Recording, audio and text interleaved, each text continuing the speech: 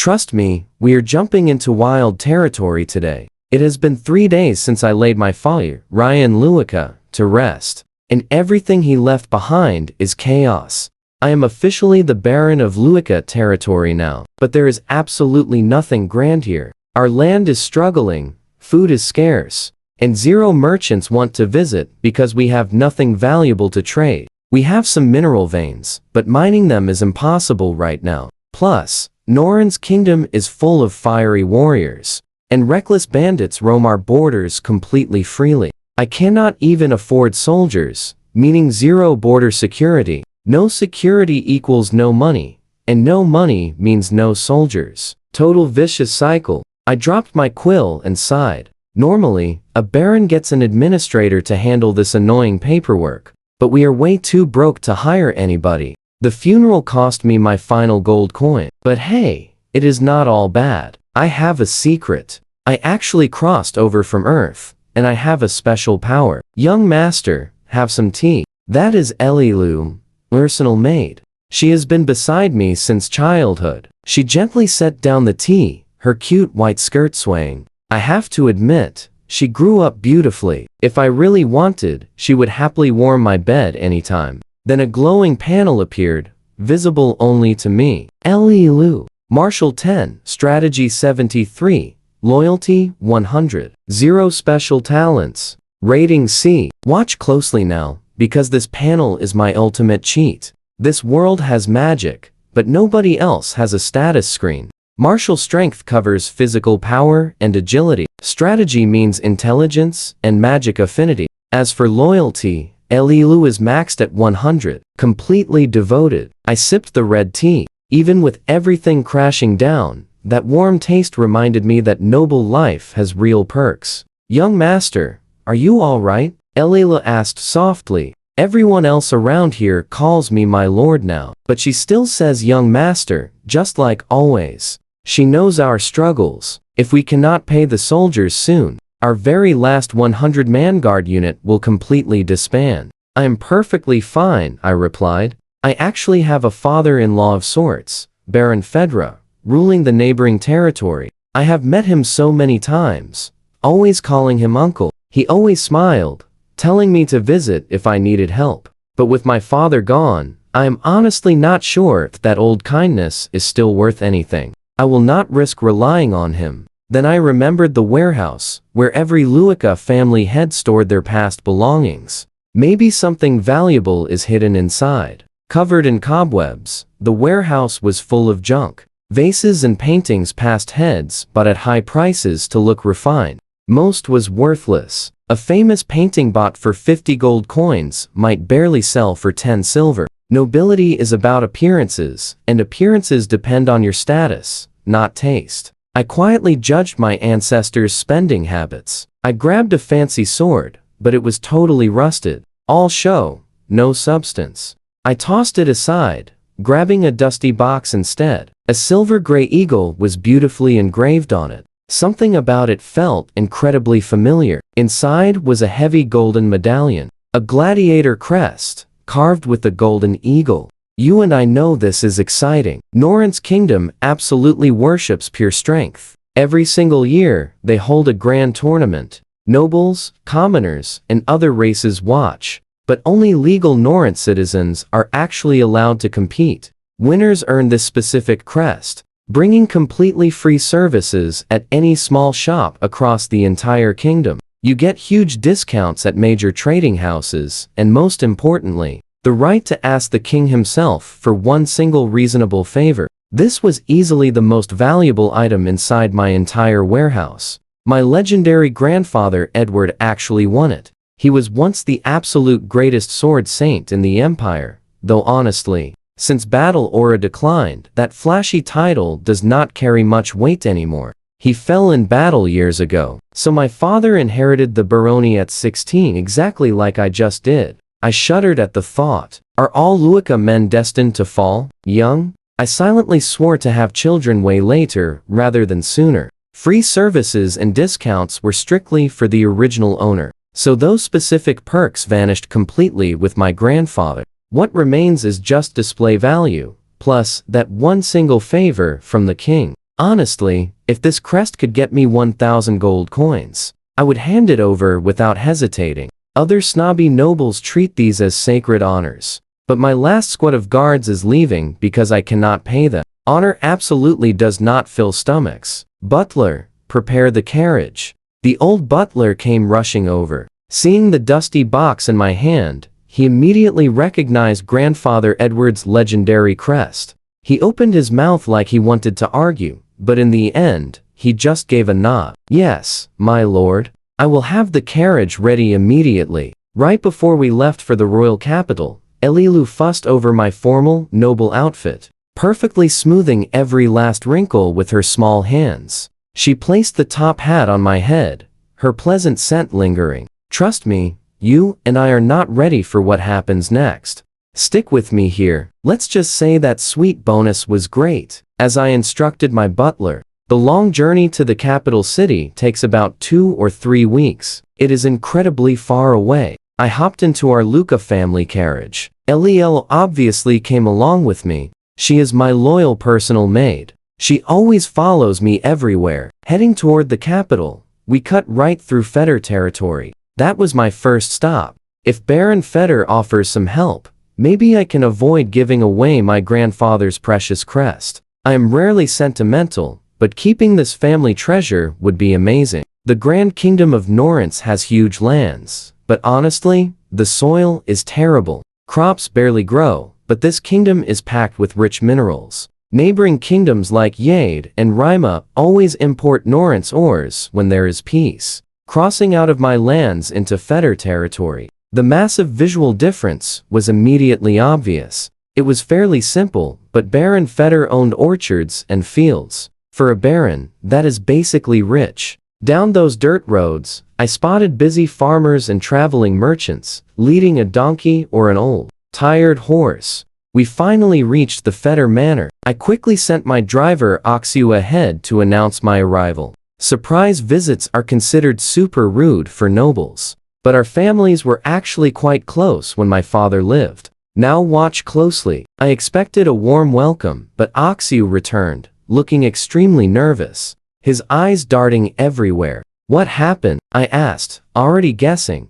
My lord, the butler threw me out. Oxiu stammered nervously. He claimed I was faking being a noble driver. Elialu was absolutely furious. Feder's butler knows exactly who Oxiu is. He drove my father countless times. I stayed completely calm. I understood right away. They just refused to see me. I completely forgot how quickly people change after someone passes away. Let's go, Oxiu. To the capital. I stayed completely silent. A mere butler would never reject a baron without his master agreeing. My driver literally represents our proud Luca territory. This was a totally deliberate insult. Elialu stayed completely quiet for the whole ride. She was seething. In her mind, Baron Feder's daughter was my fiancée, yet those jerks refused to even let us inside the door. It was a huge slap in my face, and she took it personally. Heading closer to the capital, every single village and territory looked way more wealthy.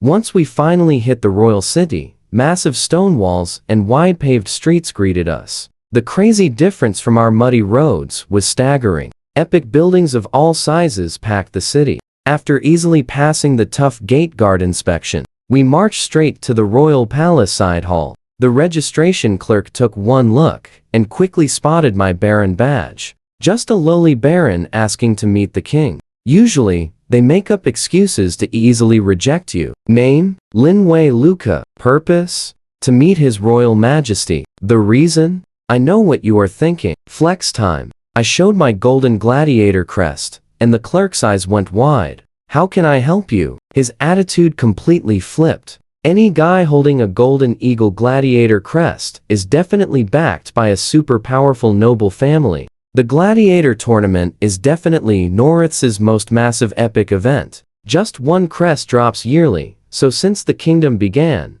only a few hundred were ever rewarded. I would really like a private audience with His Royal Majesty. Absolutely. I will inform him immediately. Please wait here. 0 pointless questions asked. That clerk rushed back in a few minutes. I barely even finished my tea. Esteemed Baron, His Royal Majesty is awaiting you in the hall. I confidently nodded and left Elialu outside. Bringing a personal maid before the king is super disrespectful. This was my very first time viewing the legendary ruler of Noriths closely. He looked older than I imagined. A powerful middle-aged guy sat upon the throne, golden hair hiding under his crown. His incredibly sharp eyes locked onto me. So, Baron Luca, you brought me the Golden Eagle Gladiator crest. What exactly do you need? Only a tiny handful of barons in history ever claimed one of these epic crests. Most belong to royals or heavy-hitting noble houses. This specific one was actually awarded by the king's father. I quickly dropped to one knee, gave a flawless, noble salute, and respectfully answered, Your Majesty, I want to trade this rare crest for one strong person and a small pile of gold. King Zilek the 13th looked slightly stunned, but he answered, You can visit the kingdom's reserve knight order and pick exactly one elite trainee royal knight. Plus, I will pay you 1,000 Norins gold coins to take back this eagle. Royal knights answer only to the king. The reserve knights here are absolute elite talents gathered across the kingdom. Many are second sons from noble families trying to build their own reputation. That is how this world works. Only the oldest son inherits everything. The rest completely lose their noble titles upon reaching adulthood and must somehow earn their own successful way. So what do you and I learn? Rich kids join guilds, but unlucky ones just become commoners all over again. Stick with me here. You are about to watch how one cheerful kid turns a basic baroni into absolute greatness. Having a poor territory beats having nothing. As for my mom, I literally have zero memories of her.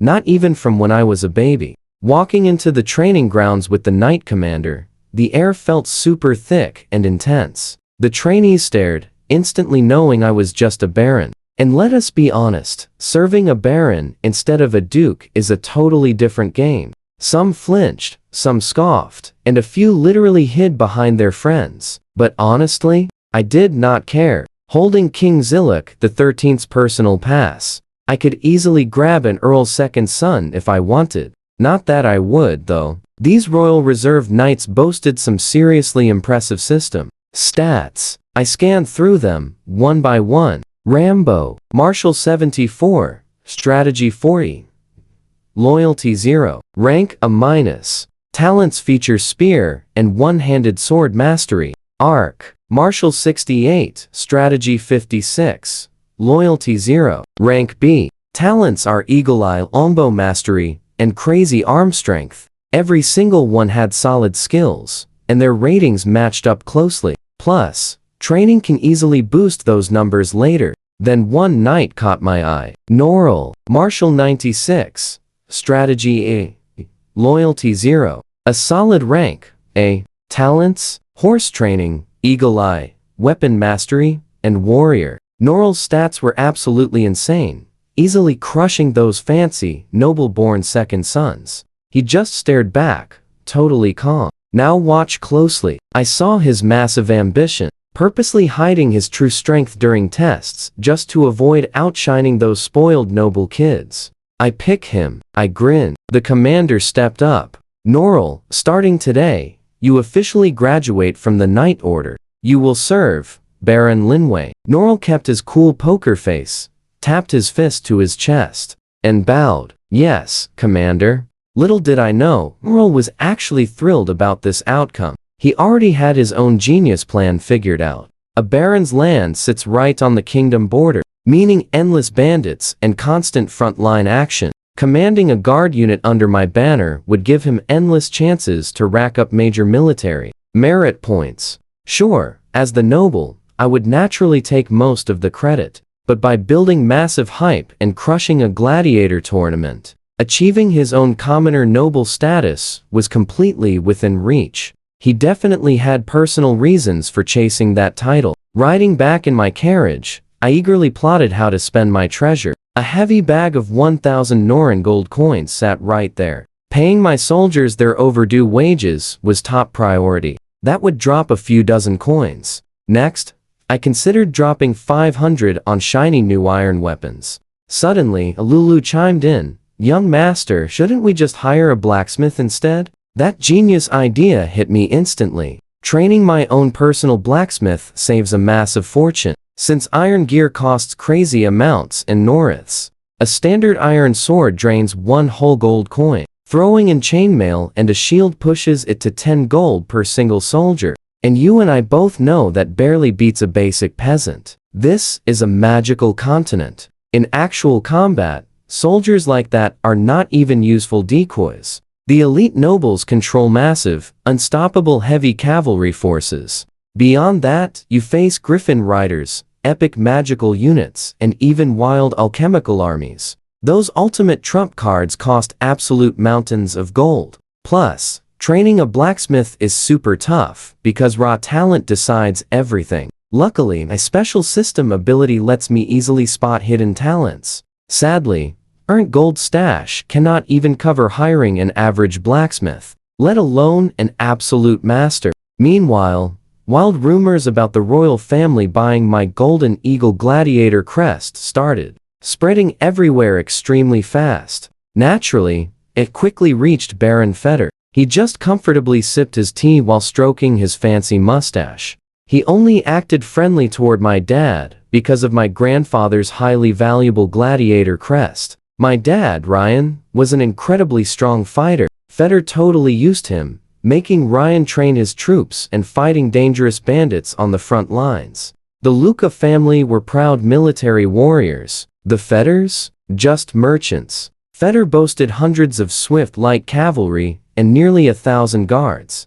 We could barely afford feeding our own. My sudden engagement to Feder's daughter Lena only happened because my awesome dad rescued him from a huge crisis years ago. Now that my dad had passed away, Feder viewed me as a terrible investment. Sneaky merchants never keep deals that lose them precious money. Hiding in the shadows, I watched Norrell happily hand out wages to my guard soldiers. I scanned every single one of them using my ability. Martial 20, Strategy A Team, Rank E-.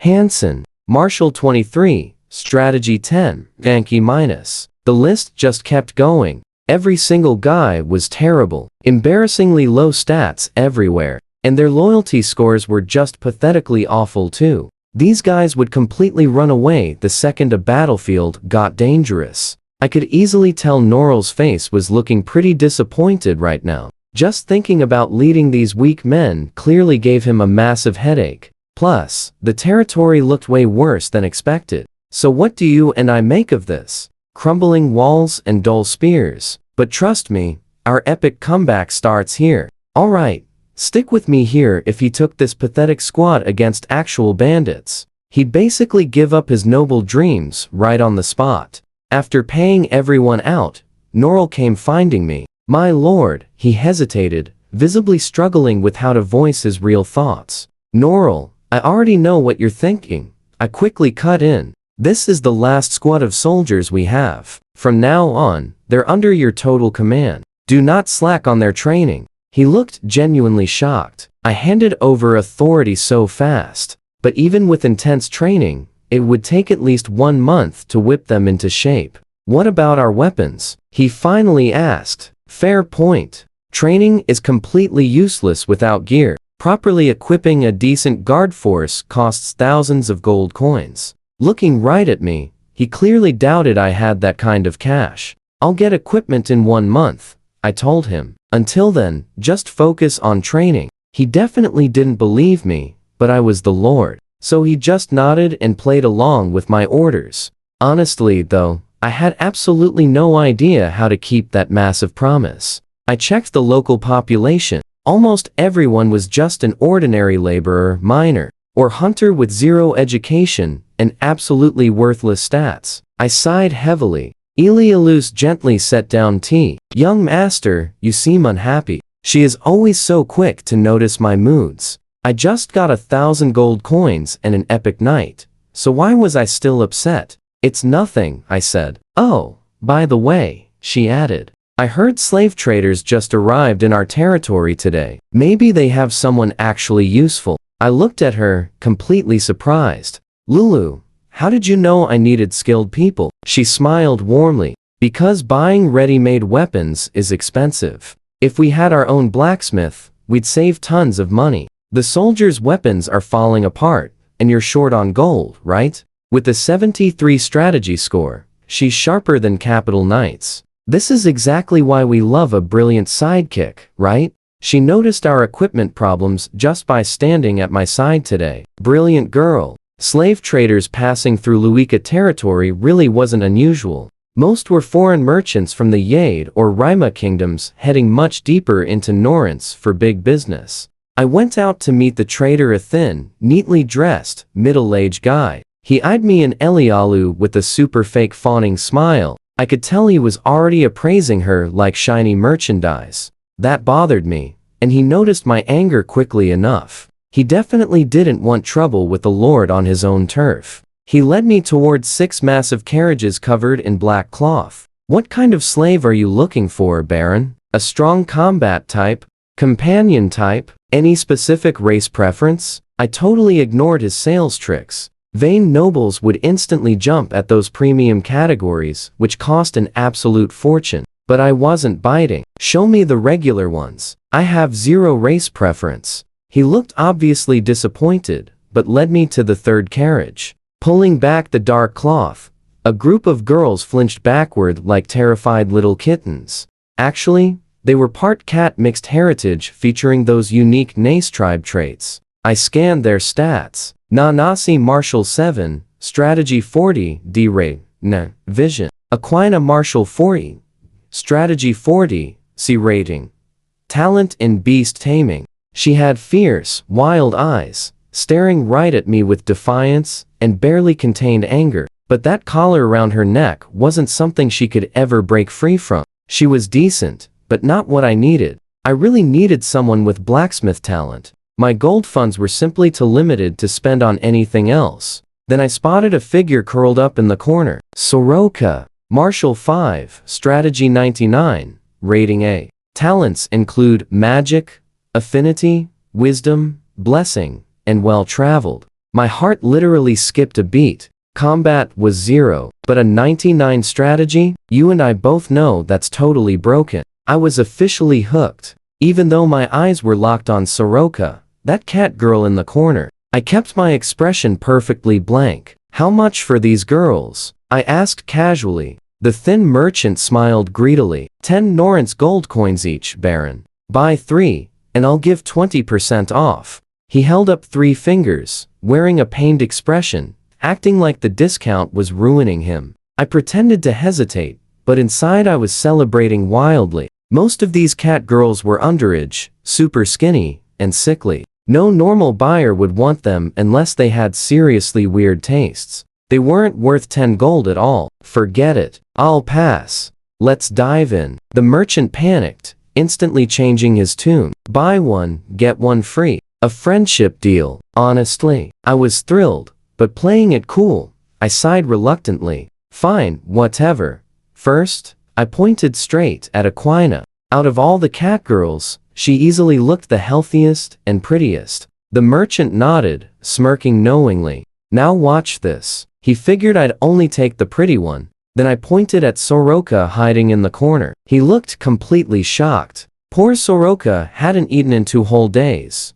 looking ready to collapse. Without me stepping in to buy her, he definitely would have tossed her aside. Trust me, that merchant still won big today. Stick with me here. He snagged these cat girls for 1 silver coin each, and now he is making huge profits. After the sale, the shady merchant got super friendly. Need anything else, Baron? I swear on the goddess of life. These girls are totally loyal to you. They will never rebel, I chuckled to myself. Obviously, they will not. Those magic collars stop them instantly if they even try it. Got any dwarves? I asked him. Everyone knows dwarves make the absolute best blacksmiths here. If he had some, I'd definitely find a really good blacksmith. He nodded and slowly uncovered another nearby carriage for me. Inside were several dwarves lying around, looking just as beaten up as the cat girls. Their system stats were a bit higher, and most of them actually had that rare blacksmith talent. Then, my eyes locked onto one scrawny dwarf. Big Lin. Martial 30, Strategy 50, Rank A. Talents are courage, forge, air, craftsman, heart, blacksmith. His raw numbers were okay, but the system rated him A. Clearly, special talent matters way more than just base stats. That one, I said.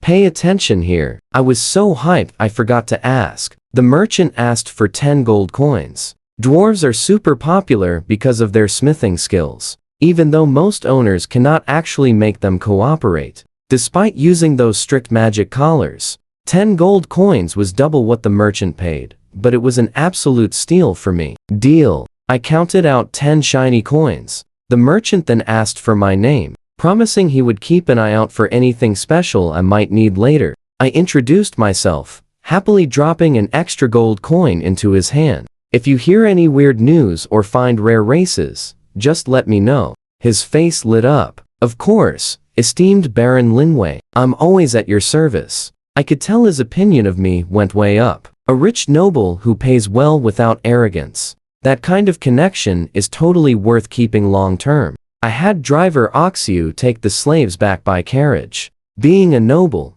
I absolutely could not ride in the exact same cart as slaves. Reputation matters. I didn't make them walk though. Call it a tiny mercy from my Earth days. Walking back with Alulu, I stared at the barren wasteland and tried thinking of some clever way to develop it. I quickly found the perfect answer. There was absolutely no way. I am an ordinary guy from Earth, not some engineer or genius.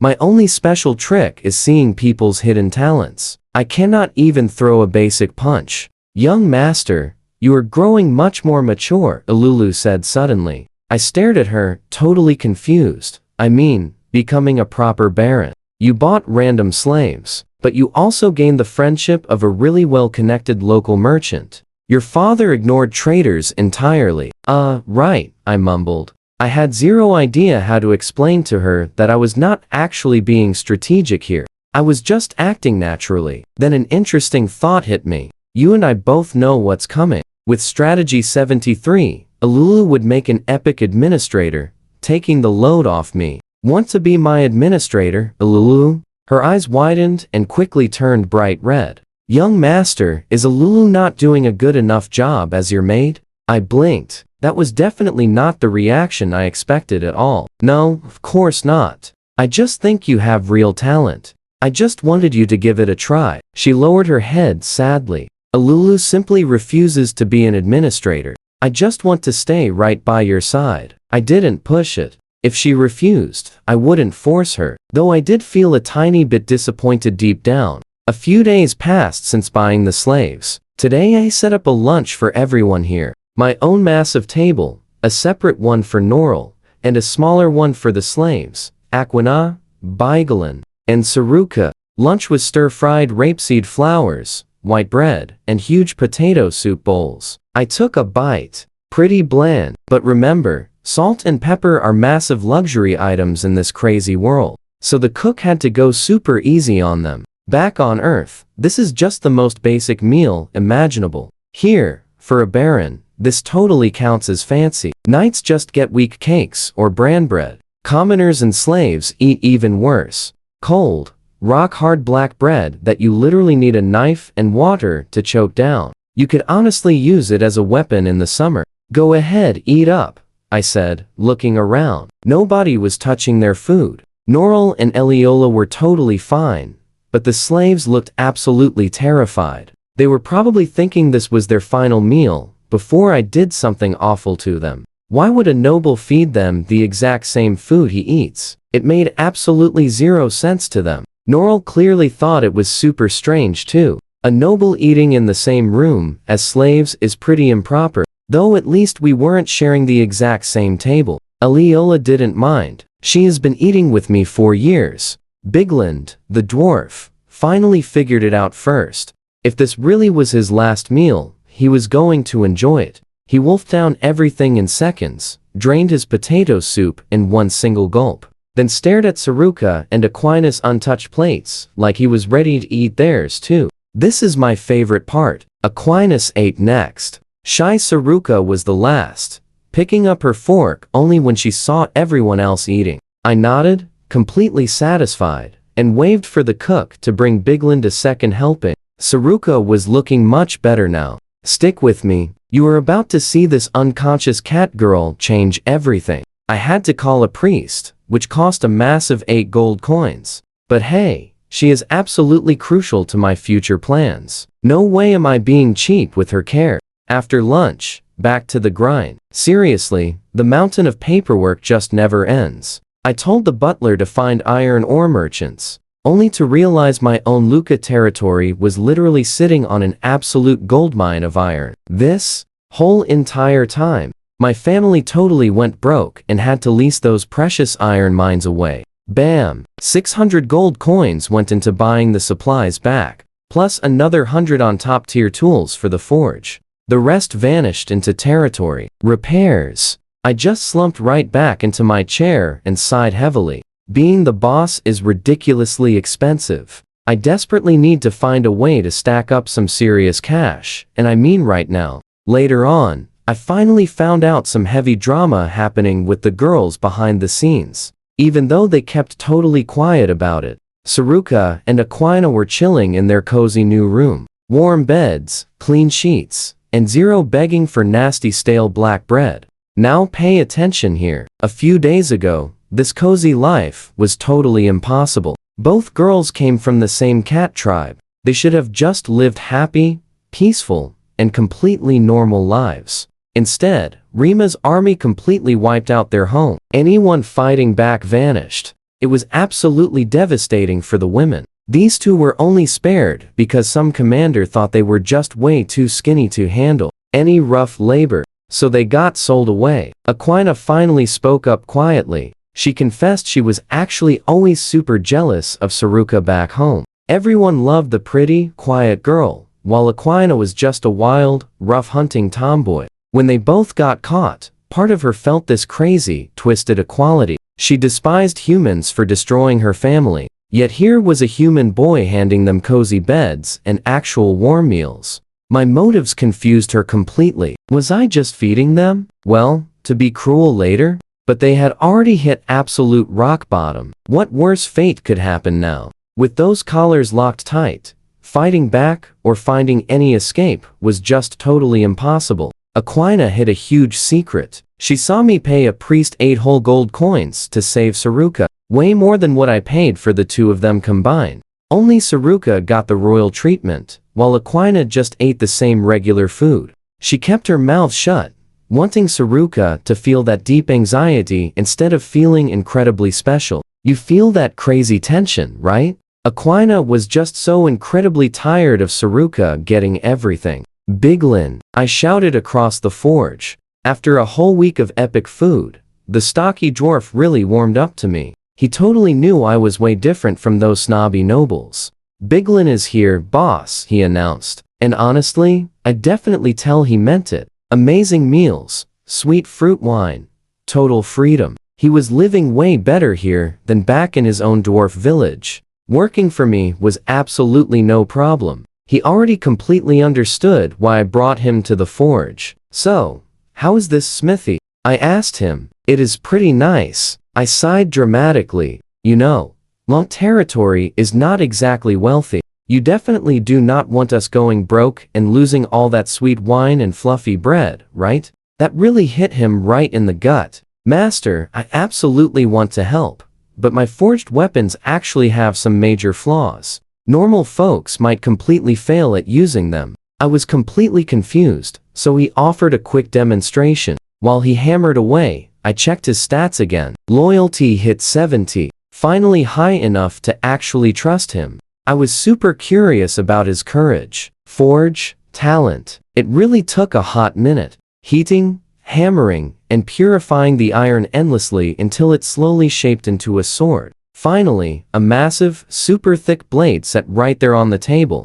Done, master. Then the flaw made total sense. I literally could not even lift the incredibly heavy thing. Super embarrassing, but it was incredibly heavy. You would seriously need legendary martial strength to even swing this monster. I called Noriul over. He grabbed it like nothing, eyes shining bright. He checked it out, absolutely in love with this brand new weapon. "This is an absolutely incredible sword," he declared. "Way better than normal market gear. But weaker soldiers simply cannot lift it." So, in Biglin's mind, fragile little humans just could not handle his epic dwarf-style weapons. "My lord, could I use this one?" Norrell asked, after hesitating for a second. He was stuck using a super cheap, easily breakable blade before. Of course. He thanked me completely endlessly, and I literally watched his loyalty skyrocket from 70 to 80. It was totally stuck at 70 since he started serving me. One epic sword finally moved that loyalty needle up. "Keep making them exactly like this," he sighed, agreeing. "Trust me, you are going to love this unusually strong knight. You and I are about to watch him build an empire." I smiled. "Keep forging. I will pay 1 silver coin for each weapon." Biglin just stared at me, completely mind blown. 10 swords equal 1 gold coin. He could easily forge 20 a day. That is 2 gold coins daily. And I was even supplying every single material. He was a slave with nothing. He bowed deep. "Praise you, great master." Pure gratitude. His loyalty jumped another 10 points. I could literally snap that slave collar off, and he still would never leave my side. Walking back to the manor, Norrell was totally hyped up. "My lord, that dwarf blacksmith is amazing. Do you think your soldiers could actually handle swords like that?" I asked. His eyes sparkled. "Not yet, but after my training, absolutely. If our entire 100-man guard squad carried those epic weapons, any bandit would seriously regret ever crossing us. Armor can wait." I patted his shoulder. "Counting on you. I will not fail." I could tell Norrell was totally rethinking his opinion. Trading my grandfather's gladiator crest for him and 1,000 gold coins really upset him. He thought I completely threw our family honor away. Seeing my guard unit looking so pathetic with their broken gear made his hopes crash even harder. But today totally changed the game. I found a genius dwarf smith and set him up. Maybe this young baron from the Kingdom Edge was not completely hopeless after all. If I kept pulling off brilliant moves, Norrell might not even need to earn his noble title all by himself. Maybe he could just ask me for massive favors once I finally grew powerful enough to make it happen. Biglin turned 600 gold coins of iron ore into 200 heavy long swords in 1 week. Now pay attention here. Seeing all those leather-wrapped swords carried away felt absolutely unreal. I promised payment and always keep my word, but selling the extras comes first. My guard only has 100 men, so exactly 100 swords would be perfectly enough. Actually, probably even fewer. Not just anybody could swing these massive weapons around. My guess? You need at least 30 martial strength to barely lift one, and 40 or more to actually fight properly. Seeing the soldiers again left me totally shocked. Their stats absolutely exploded. Guys with martial scores in the low 20s were now hitting 35, 38, or even higher. Ratings improved drastically. Their loyalty numbers climbed up as well, jumping straight into the 50s. That lazy, unfocused stare in their eyes, completely replaced by a sharp, fierce determination. Every single guard hit martial strength above 30. Norrell seriously knew how to train an army. Holding actual weapons, they could crush regular bandits. Now, armor was missing, but one step at a time. Handing out the swords, Norrell gave a quick speech. He promised the Baron would supply weapons, and I absolutely delivered.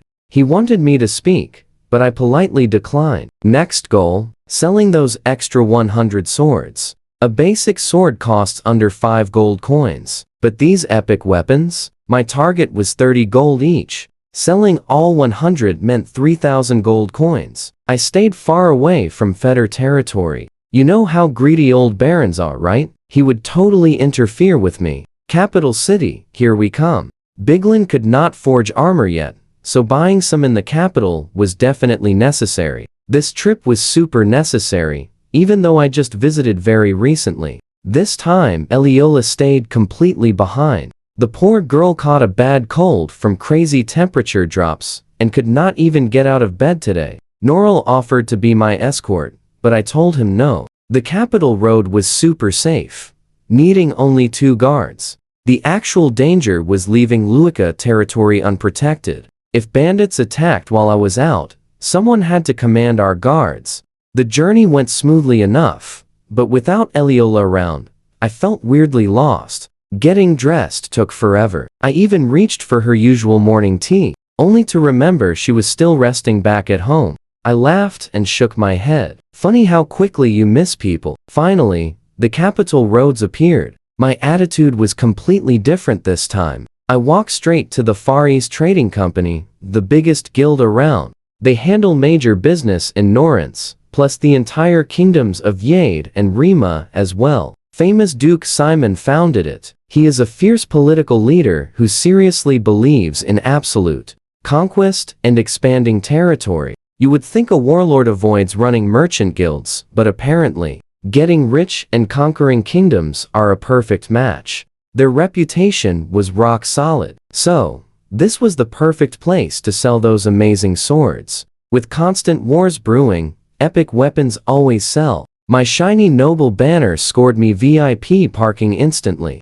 Trust me, you're gonna love this part. I dropped a sword on his desk. You and I are jumping right in. I casually sipped my tea. With the right price, we've got a deal. He pulled the blade from its leather wrap single-handed. I didn't even check his stats, but that smooth move? His strength was definitely 40 or higher. He checked it under the sun. A solid piece, he noted, but no magic in this blade. I totally caught his drift. Tons of flashy nobles show up with dusty family swords, pretending they're magically enchanted just to squeeze out extra gold coins. Barons, counts, he knew all their tricks. I just smiled. As you can see, it's a perfectly forged, normal weapon. He really respected that honesty. I can offer 30 gold coins for this. Spot on with my guess. Could you bump that up? I've got plenty more. He paused to think it over. Bring me 100, and I'll pay 40 each. 40 times 100. 4,000 gold coins.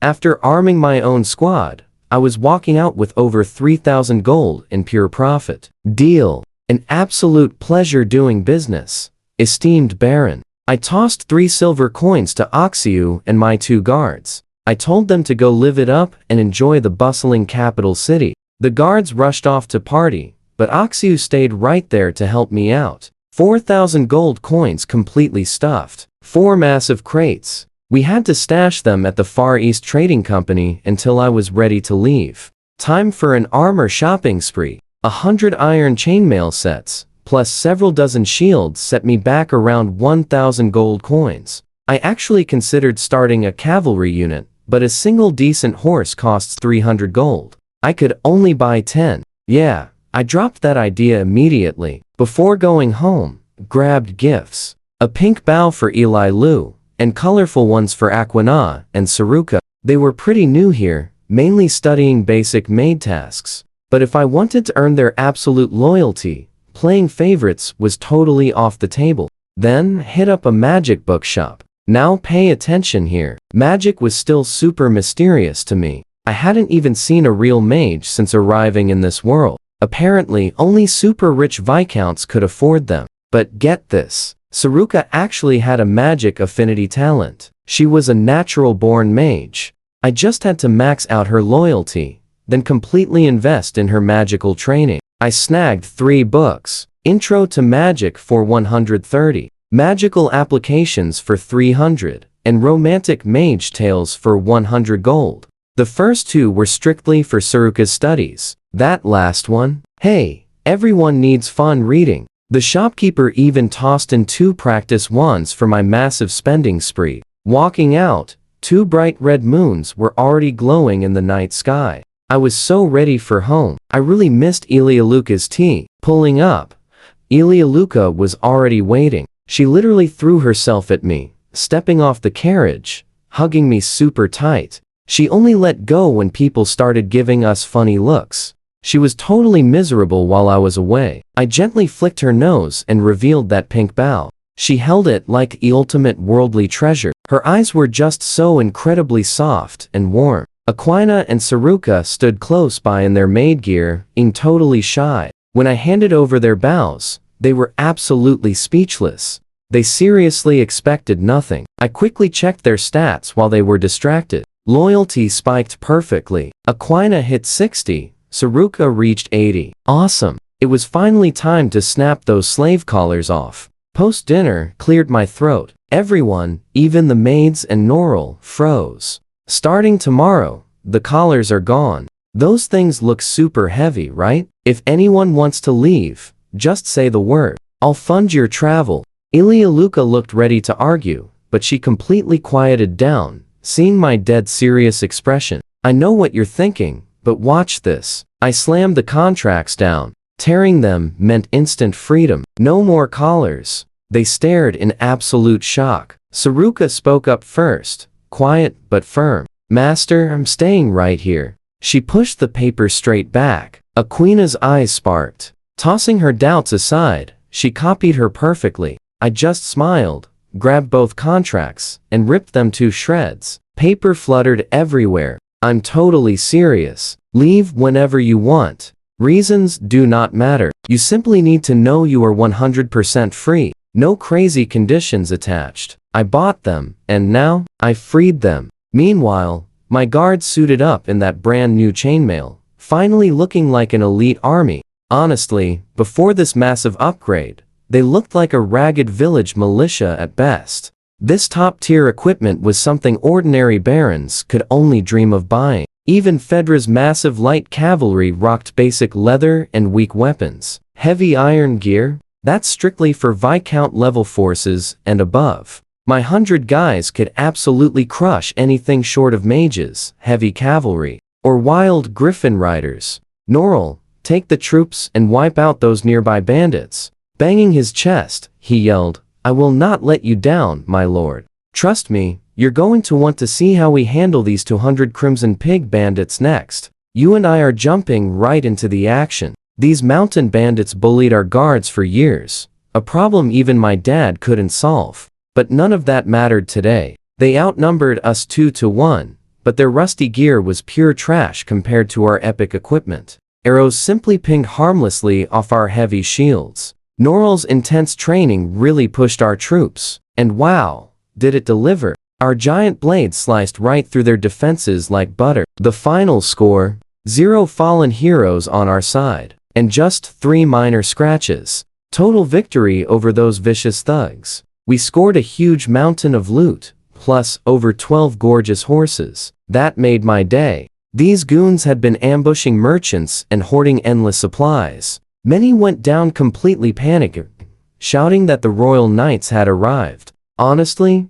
seeing my elite guards dominate like that, I completely understood their total confusion. I tossed that captured rusty junk to Biglin for melting. The stallions were the real treasure here. Time to finally build my dream cavalry. But here's the catch: nobody on my team knew how to train wild northern steeds. Except my sweet old driver, who was way too fragile to handle them anymore. He had faithfully served the Luca family since my grandfather's golden era. Watch this closely, guys. I needed a trainer, and suddenly, the amazing Aquina bravely stepped right up. She possessed a magical beast-taming gift, and critters adored her. Calming down these wild mounts would be a breeze. It turns out, ever since I removed her collar, Aquina spent days secretly testing if she was actually liberated. One morning, she hiked straight to the far border of Luca territory and just waited there until sunset. Returning, people just warmly asked where she went. No guards, no chains.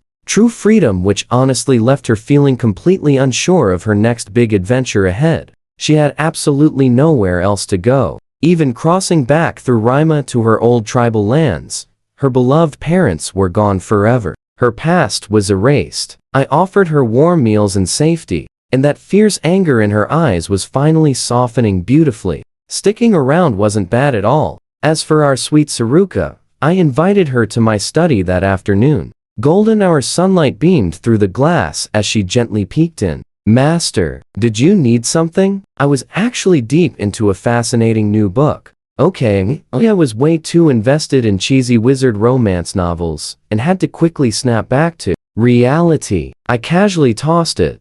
Saruka, grab a chair. Do you like magic? Her loyalty score was hitting 85 now, so I grabbed a shiny textbook to hand her over. But oops, I accidentally handed her that spicy wizard romance. Instant tomato face. You and I both know how awkward that looked. Panicking, my own cheeks burned as I frantically swapped it for Introduction to Magic.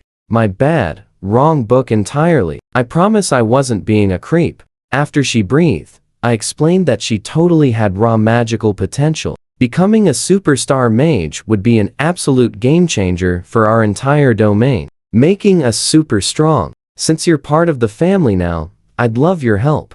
She gave a shy little nod and grabbed the book, looking super nervous. But master, I don't even know if I have any hidden talent. I totally believe in you, I replied warmly. Just give it your all. If it completely flops, no big deal whatsoever. Luca territory is your forever home, no matter what. Empowered by that, Saruka dove headfirst into hardcore magical studies. I officially cancelled all her chores so she could purely focus.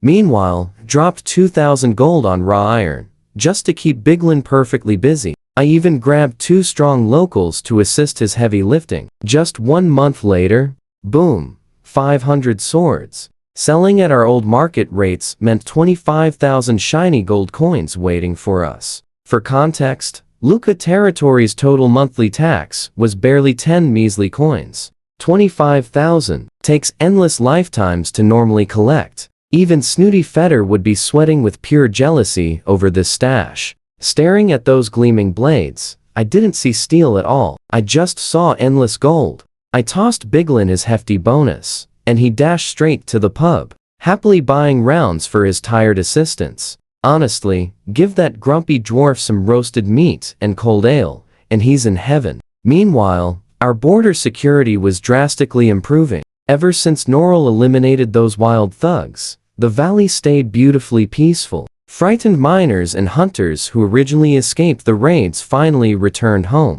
Over at the Far East Trading Company, Guildmaster Weiss welcomed me with a massive, gleaming grin. He excitedly revealed our previous weapon batch was a massive sensation. High-ranking nobles who bought them literally could not stop hyping the quality. He grabbed them for 50 gold, flipped them for 70, and crazy demands still crushed supply. I casually asked if he could handle another massive batch. His eyes practically sparkled. Baron, whatever crazy numbers you forge, our guild can instantly buy every single one from you. After another flawless deal, Weiss threw in some insanely generous bonus perks. A legendary northern steed worth at least 1,000 gold, fancy decorated knight armor, and a beautifully crafted premium sword. Roughly 5,000 gold in freebies. I graciously accepted the loot and promised our amazing alliance stays strong. Then, Weiss leaned in close. Since you and I are basically partners now, let me share a juicy secret. Stick with me here. He dropped the Baron title, calling me Lin Wei to show we were close. In about 2 months, the third autumn campaign kicks off. He offered me a spot under Count Icon. Since we were buddies, he could score me a Centurion rank at the absolute minimum. This campaign is a classic Norrøn tradition. It means raiding the wealthy borderlands of Rima and Yade. I was always too weak to join before. I could barely even handle ordinary bandits. But now, my guards were fully geared and battle-ready. Count Icon was Duke Simon's son-in-law, a major player in the left wing. Kingdom politics were split between the hawks and doves, and most nobles had already chosen their sides. I remained one of the rare neutrals, mostly because I was way too poor for anyone to actually care about recruiting me. A Centurion spot sounded super average, and honestly it was. Every Baron joining a count gets exactly that. If they offered me a commander of 1,000 rank, I might actually consider it. I accepted his gifts today, sure, but that did not mean I was tying myself to Duke Simon's faction yet. At the same time, openly refusing Weiss would ruin our business. So, I played the drunk card. Did you just say elf girls are nearby? I slurred my words, looking around like a total fool. Where? Weiss had been whispering, and we had drank plenty of beer. Pretending I totally missed his point was easy. He slapped his leg, laughing hard. You are drunk, Baron Luca. We do not offer that service here. But if you want, I will definitely keep an eye out for elf slaves. Now watch how this guy plays it. Smart man. He dropped the politics completely. As long as I remained neutral, doing business was absolutely fine by him. He was a little disappointed, sure, but I was just some small-time baron. He was only an untitled baron working for Count Ichi, who worked for Duke Simon. The noble hierarchy just kept going above him. Then it is a deal, I said about the elves, standing up. Weiss pretended to get up to see me off, then wobbled right back onto his stool. No need to see me out, Guildmaster Weiss. Very well then, Baron Luca. I'm looking forward to our next deal. He switched right back to formal titles. We both silently understood that the heavy political talk was completely over. After leaving, Weiss dropped his drunk act entirely. His eyes were probably sharp and clear the exact second I walked out that door. Back inside the carriage, the heavy drinking hit me. The bumpy ride made my stomach churn hard, and I actually ended up throwing up. The maids had a tough job cleaning the carriage later. I was so glad Aliola missed it. Her worried scolding would have been way too much. I have been in this wild world for years now. All my actual blood relatives are gone. Father had brothers, but they left to become traveling knights somewhere after totally losing their inheritance rights. Maybe they fell in combat. I never heard of any other Luca making a name for themselves. Aliola is the absolute closest thing to family I have. Aquina had been doing great taming the horses. That desire to run away finally faded from her eyes. Saruka was the super obedient type, pouring absolute everything into studying magic. I trusted her amazing stats, but she had no idea. Terrified of disappointing me, she practiced day and night without taking a single break to rest. Then one day she entered my study. Master, I finished both books. She placed them right onto my desk. You and I both knew she was talented, right? But finishing 400 gold coins worth of magic textbooks in under a week. Absolutely mind-blowing. I checked her system panel. Saruka Martial Strategy 108, Rating A. Loyalty 87. Talents included Magic, Affinity, Wisdom, Blessing, and Novice Mage. Her strategy stat jumped 9 points, and she unlocked that new Novice Mage talent. Incredible progress. But progress means serious expenses are coming. The Capital Bookshop only sells beginner-level magic material. Anything beyond that requires joining the Royal Magic Academy. Intermediate training costs at least 5,000 gold coins. Advanced level? 20,000. Minimum. Most talented commoners usually self-teach the basics, then join adventurer guilds to fund their further studies. I just made great money, but thinking about these massive future academy costs still made my chest feel incredibly tight.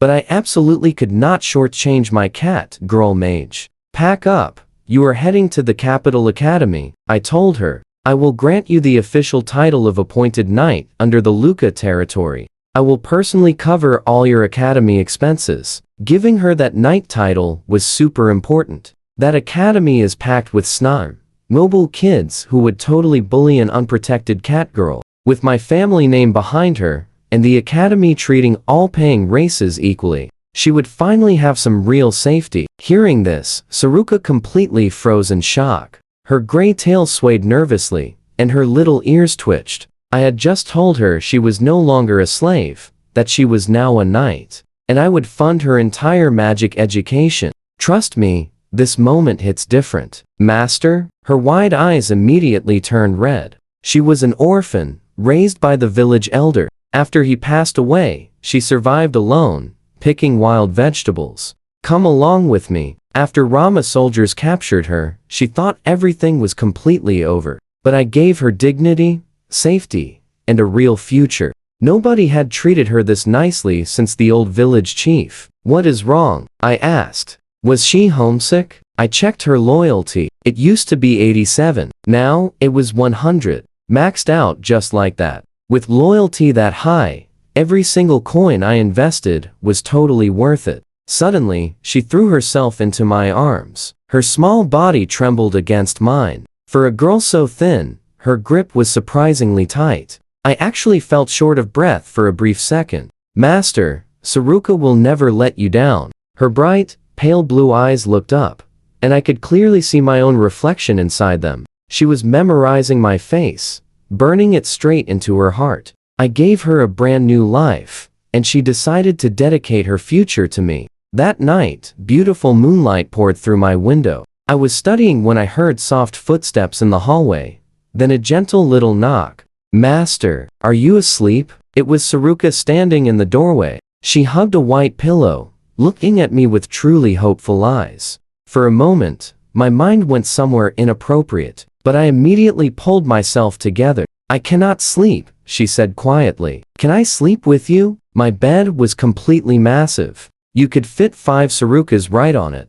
We both know she was just nervous about leaving for the academy. That is all. I let her in. We laid on the same bed, and eventually my breathing steadied as I drifted off. I did not know it then, but Saruka stayed awake a while longer, just watching my face in the moonlight. She thought about everything she went through, the hardship, the struggles, the hunger, and she decided it was all just a massive test from the gods. Because at the end of it, she found me. If there really are gods, she whispered to herself, please keep my master safe forever. Aquina did not like Saruka very much, or so she kept constantly telling herself. But when the day arrived for Saruka to leave for the Magic Academy in the capital, the first thing Aquina felt was not jealousy. It was pure sadness. Aquina knew she lacked magic talent. Saruka let her read the books, and she nearly fell asleep after a few pages. That settled it completely. "Aquina, I'm leaving right now," Saruka said softly. She always knew Aquina disliked her, but she also clearly remembered the real truth. Back in the village, when the other kids tried to bully the quiet new girl, it was actually Aquina who bravely stood up for her. And when the village chief passed away, and Saruka cried alone,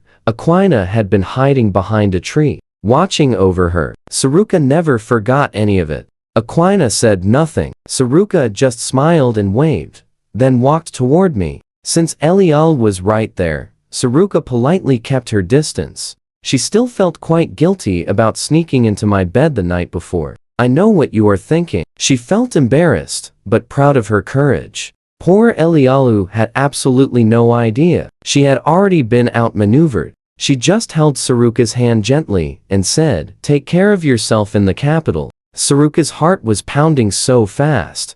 She really did feel exactly like a sneaky little cat. I just gave Saruka a warm nod of encouragement. With her loyalty at 100, she was absolutely worth the investment. After the carriage disappeared down the road, Aquina finally snapped out of it and shouted loudly, "Safe travels. I will be waiting for you to come back." The last summer heat faded away with the first autumn breeze, and the big autumn campaign was getting super close. I received an official invitation from the Noritz kingdom. That surprised me. I figured they only remembered I existed because I sold that gladiator's crest to the royal family. Otherwise, I highly doubt King Zalak XIII would have thought twice about a total nobody. Baron on the border. I was definitely going. This campaign was the absolute best way to earn military merit, and merit was the only path to a higher title. The higher my rank, the more voice I would have in the kingdom, and the better I could protect what really mattered to me. As for getting brand new territory from a promotion, that was not realistic. Every piece of land in Noritz was already claimed. New territory would only come from a massive war that forced Rima or Ye to permanently surrender their land. That was not happening soon. I divided my remaining funds. 5,000 gold went to Saruka's tuition. Of the remaining 20,000, I spent 10,000 on iron ore. Lulica territory had plenty of mines, enough to last a century. The gold I poured into the local economy got the residents excited about mining. Even hunters were actively switching careers to become miners. More workers meant more merchants, and more merchants meant more tax revenue. It was a very good cycle. The territory had always been poor because there was no way to use all the ore we dug up, and the land was way too barren to farm. Now, Bigland's forge gave the ore purpose. I spent 5,000 on repairing the crumbling walls, digging wells, and building proper roads. The last 5,000 went to recruiting 200 strong locals for Noril to train alongside our guards. Bigland would handle their weapons. For a huge operation like the Autumn Campaign, you do not usually see heavy cavalry charges or flashy mage duels. Trust me, those trump cards only appear in major wars. Stick with me, we are diving into something great. I checked the mirror. Golden hair, brown eyes, very striking lashes. Honestly, looking pretty good. Slim build, a bit of lean muscle, but my actual combat ability? It was basically zero. Just a cheerful noble, lacking any real strength. Alulu happily picked out my clothes as I prepared to head out and check the soldiers at the training grounds. Suddenly, a knock at my door. The old butler called out, "My lord, a visitor arrived." "Who is it?" I asked. "The butler from Fedra territory. Baron Fedra invites you to dinner." Fedra, that smiling face popped into my mind. The old merchant definitely heard about Luca territory growing fast. In mere months, we almost completely surpassed his lands. Some traveling merchant surely carried that exciting news. Now, the guy who shut his door on me was crawling back. "No," I answered firmly. "Understood, my lord." The butler nodded and left. Alulu adjusted my crisp white shirt. I looked sharp. I finally had this natural noble aura. "Let us go, Alulu. Time to visit the huge training grounds." Normal expanded the area for our growing troops. I watched them drilling happily and nodded with pride. A massive upgrade from the weak recruits I started with. 2 groups trained. The first batch, those original 100, had combat values around 40. Now, they were true veterans. Sparring with real blades, going full contact. They got scraped up, but better to sweat here than fall later. Now pay close attention to this part. The 200 new recruits learned basic sword forms under Norwell, their power levels still growing. With under 2 months left until the Autumn Campaign, I plan to unleash 50 powerful heavy cavalry riders. We captured these horses from the fierce pig bandits. Under Aquinas, those huge northern war horses became incredibly muscular and spirited. Bigland forged full sets of horse armor using special blueprints I previously bought at the market. That silver armor was so heavy a soldier could barely drag it. Fitted on massive horses, they would become completely unstoppable. Absolute forces. But I definitely wasn't showing off this heavy horse armor right away during the campaign. My camp followers would haul the crates on mules. Heavy cavalry is strong, but slow. This was not a siege, so armor was pure insurance. More importantly, I avoided drawing any unwanted attention. A baron affording heavy cavalry makes nobles overly curious. Until I grew much stronger, staying totally under the radar was essential. Meanwhile, at the Capital Magic Academy, things went amazing for Saruka, though I only heard those cheerful details much later on. Her instructor proudly called her up to demonstrate a massive fireball spell. She raised her wand, chanted loudly, and bright flames blasted straight through a massive boulder. The entire classroom instantly erupted in wild applause. Her teacher was stunned. In barely 1 month, Saruka mastered every intermediate spell, and her magical power was absolutely remarkable. You and I both know what this means. In 2 months, she would earn intermediate certification and chase advanced rank. The instructor realized that reaching advanced rank meant every single noble house would eagerly try recruiting her. A tiny barren territory surely could not afford advanced tuition. Powerful families would approach Saruka secretly. This tempting offer would become the absolute ultimate test of loyalty. But Saruka was joyfully counting the days until coming home. She gratefully remembered every single coin I ever spent on her. Even if I lacked funds, she would enthusiastically earn that money herself before she would ever even consider betraying my trust. Between classes, Saruka grabbed a great tutoring job. A countess hired her to happily teach magic to her young daughter. 100 gold coins per lesson. Saruka felt incredibly grateful. One evening, arriving at the Count mansion for her fun lesson, Countess Pharaohs happily stopped her. Beside her stood a heavy man, Count Pharaohs himself. After introductions, the Count got straight to business. "Saruka, I want you joining the Pharaohs family. Whatever your current arrangement offers, I will double it. Advanced tuition, a proper staff, rare spellbooks. We provide everything. Saruka paused for just a moment, then bowed very politely. Thank you for your kindness, Count Pharaohs, but I am already a proudly appointed knight of Luiga territory. I have no plans joining another house. The Count was surprised, yet impressed. Her firm refusal intrigued him. Anyone jumping ship at the first offer was not worth recruiting. Turning him down proved she was exactly the amazing talent worth pursuing. He smiled warmly.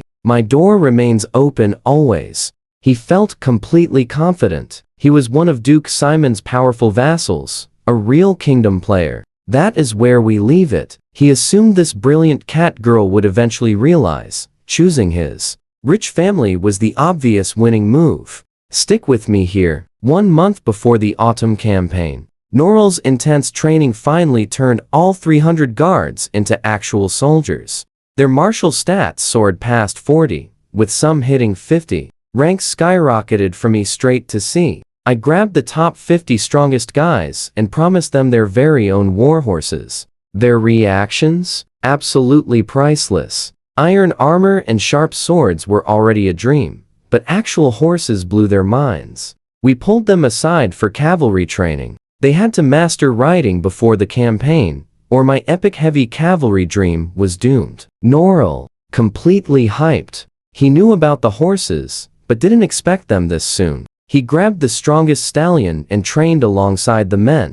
Aquina watched the horses get led away one by one, when totally heartbroken. She really bonded with them during taming. Only the purebred guildmaster Weiss gave me was left in the stable. Master, tell them to be careful, she mumbled. Her tail swayed, and honestly, I really wanted to pet her ears.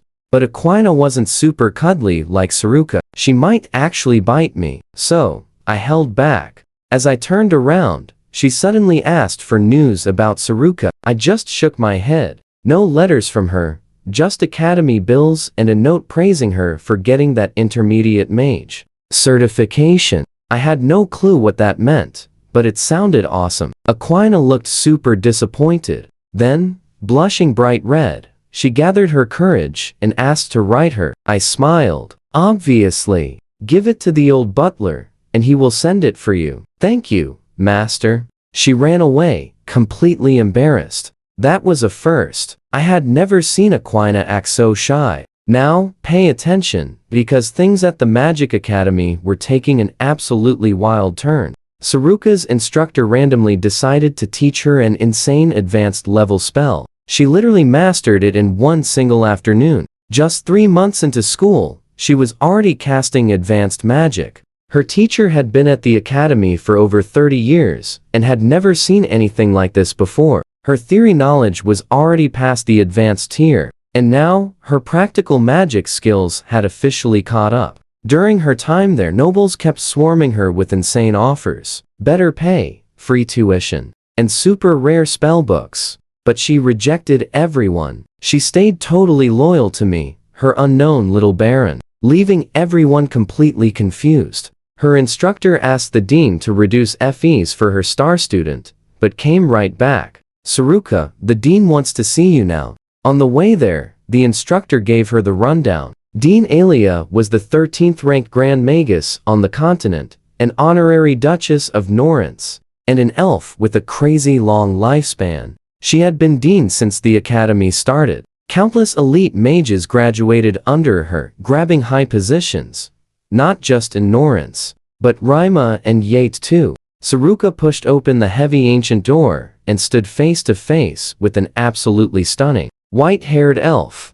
Piercing pale red eyes studied her with chilling interest. Even in those loose gray mage robes, her striking presence was undeniable. Come here, Alia ordered. Saruka immediately obeyed. The dean studied her closely for what felt like forever. Very talented, she finally noted. Then, out of nowhere, do you know who I am? You are the dean. Alia gave a faint, chilling smile, one that somehow made the beautiful flowers outside look completely dull. Saruka, I want you as my personal student. Will you accept? Those words struck Saruka like an absolute thunderbolt. She stood frozen for a few seconds before slowly nodding. Teacher Alia, she replied, bowing deeply. Even innocent Saruka got it. You and I both know what this means. Becoming a legendary Grand Magus disciple changes absolutely everything. Nobody could ever bully her or force her into shady deals again. She had the ultimate protection to grow her insane talents freely. And man, the news of her becoming Alia's disciple spread like total wildfire. Even the king himself found out. I only heard the full story later, but the reality was way bigger than I ever imagined. Alia wasn't just some regular dean. She was an absolute empire pillar. An honorary duchess handpicked by Norence's original founding emperor. She didn't even have to bow to King Zeluk XIII. Being an immortal elf, she ran the academy for hundreds of years. But in all that long time, she only ever took 2 personal disciples before Saruka. The very first was a human who evolved into a legendary Grand Magus. This guy fought 3 Grand Magi at once, single-handedly slaughtered a dragon, and was literally crowned the strongest mage on the entire continent. The second was an elf who became empress of the White Elf clan down south, currently ranked 5th among all living Grand Magi. Both were legends. Saruka was the 3rd ever. You and I can see why the whole kingdom went crazy as recruitment offers flooded in. But now, Saruka confidently tossed every single one of those letters right into the trash. Trust me, before meeting Alia, she'd never dare. Now, she's got serious backup. Alia asked about her past, and hearing my little mage was just from some tiny baron's lands, she gently patted Saruka's head. Her strict order? Never tell anyone where she truly came from. Anyone who already knew would stay completely silent. Alia knew that if nobles found out a weak baron backed this prodigy, Luca territory would become a massive target, not a safe haven. Saruka had to become an absolute powerhouse herself before that secret connection ever leaked out. Since Alia stayed strictly neutral in royal politics, she absolutely wouldn't protect my territory, even for Saruka. Doing that would ruin centuries of peace and make her a massive target. Honestly, she just hated the extra drama. Remember Count Pharaohs? The guy trying to recruit Saruka just got a letter bearing Alia's personal seal. The poor guy basically panicked on the spot. The tone was super polite, but the hidden threat? Crystal clear. Keep your mouth completely shut about Saruka. Pharaohs totally regretted missing out on Saruka, and he definitely wasn't stupid enough to cross a Grand Magus. But his sneaky merchant brain started working overtime. Now pay attention to his logic. Why would Alia care about Luca territory? Was the Baron secretly connected to her? Maybe even a secret son? He couldn't stop guessing. Ultimately,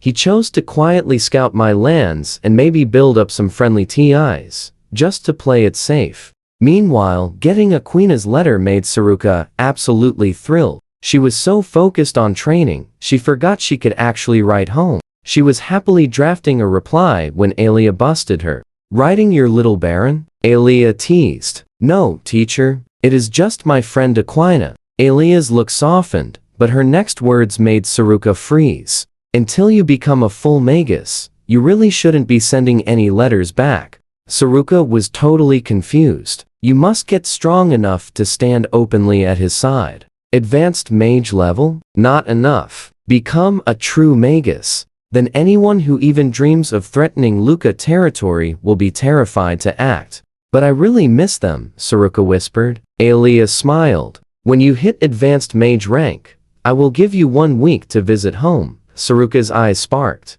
Go back to my side. That simple promise made her train harder than ever. Charge! My cavalry roared across the training field, lances raised, kicking up massive dust clouds. They drilled non-stop all month with new weapons. Plus, I upgraded their meals from watery porridge to hearty wheat cakes, keeping their stamina completely maxed out. And it worked. They trained like their future depended on it. You and I both know this looks good. With 300 soldiers ready, unless we hit Rima's royal elite, we will crush the autumn campaign. Just under a week left before we had to hit Furnace Bridge Fortress and finally register with the main army. Still 0 letters from Saruka, but the Magic Academy actually sent me a few updates. She was thriving as the dean's personal student. Even isolated out here, I totally understood just how insanely prestigious that rank actually was. I figured out the silence fast.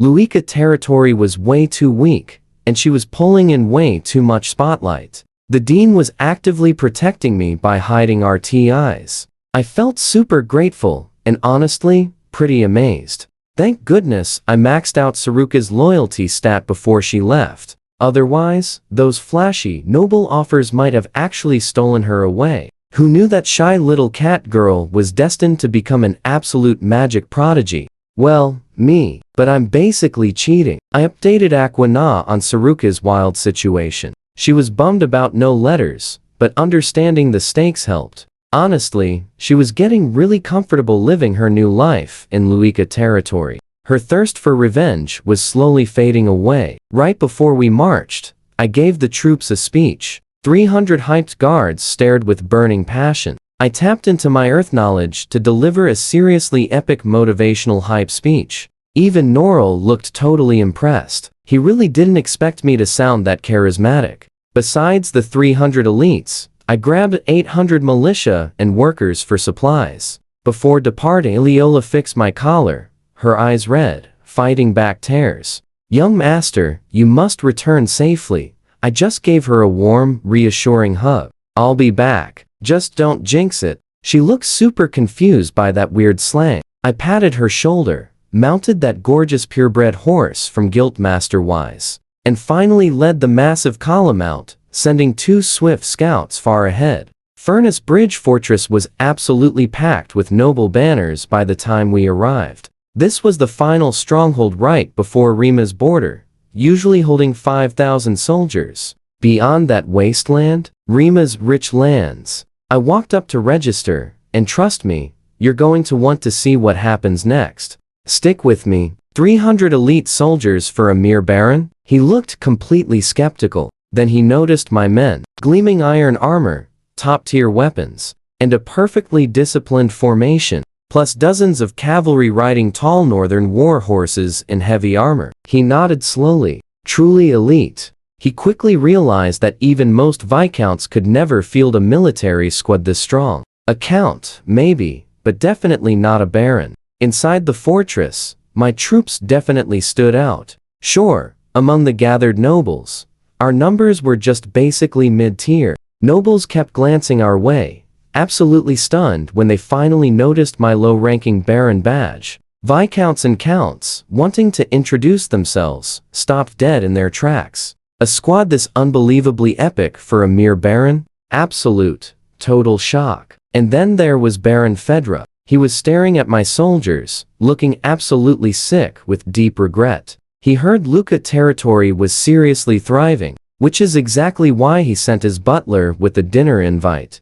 Obviously, completely refused. Now, seeing my heavily armed troops and massive war horses, he was totally kicking himself. He was definitely thinking, if this kid had shown off these insane skills earlier, I absolutely never would have shut him out. He could be my son-in-law. Then he quickly checked his own light cavalry. Scrawny horses, cheap leather armor, terrible weapons. The massive reality check hit him like a truck. Thousands of his guards couldn't even match my 300 men. Regret was entirely pointless now. He made his final choice, dismissing me earlier. Our relationship was completely ruined beyond repair. Honestly, ignoring him today was way more courtesy than the guy ever actually deserved. After all, I went to his place in person, and he straight up rejected me like a nobody. The night before we marched into Rima, plenty of barons tried aggressively chatting me up. Even some low-ranking viscounts appeared, asking the usual annoying stuff. Am I currently married? Want a partner? How did I build such an overpowered combat squad? I politely brushed them all completely aside. My dad recently passed away, so saying I wasn't ready for marriage was super easy. Now watch this. I just smiled and totally dodged their army questions. Even if I explained, they literally can't see stat panels. We drew lots for the actual march. I got super lucky. First wave, right behind the king. Way riskier, but the overall rewards would be infinitely better. The guys in the very back would find absolutely nothing left to grab. I won't pretend this was noble work. The autumn campaign was basically just organized raiding. Norins violently invades Rima every single year. Spring, autumn, or winter. They snatch livestock, aggressively raid innocent villages, and drag people into captivity. Rima and Yate absolutely despise us, but neither kingdom is strong enough to ever fight alone. They desperately need an alliance, which just never actually happens. Rima even built Furnace Bridge Fortress for defense, but Norins completely captured it and made it our very own staging base. After that, Rima entirely gave up and accepted the raids. Honestly, crossing right into their actual territory was incredibly boring. The vast plains finally shifted into a massive forest packed with villages and outposts. The king and top dukes quickly grabbed every easy target on the plains. Defenseless cattle herds and innocent shepherds. No real point competing with them. I rode straight into the forest. You and I both know this is shady. Seeing nobles blindly pillage innocent civilians, I truly just thought bandits. This is exactly what those savage raiders did to my lands.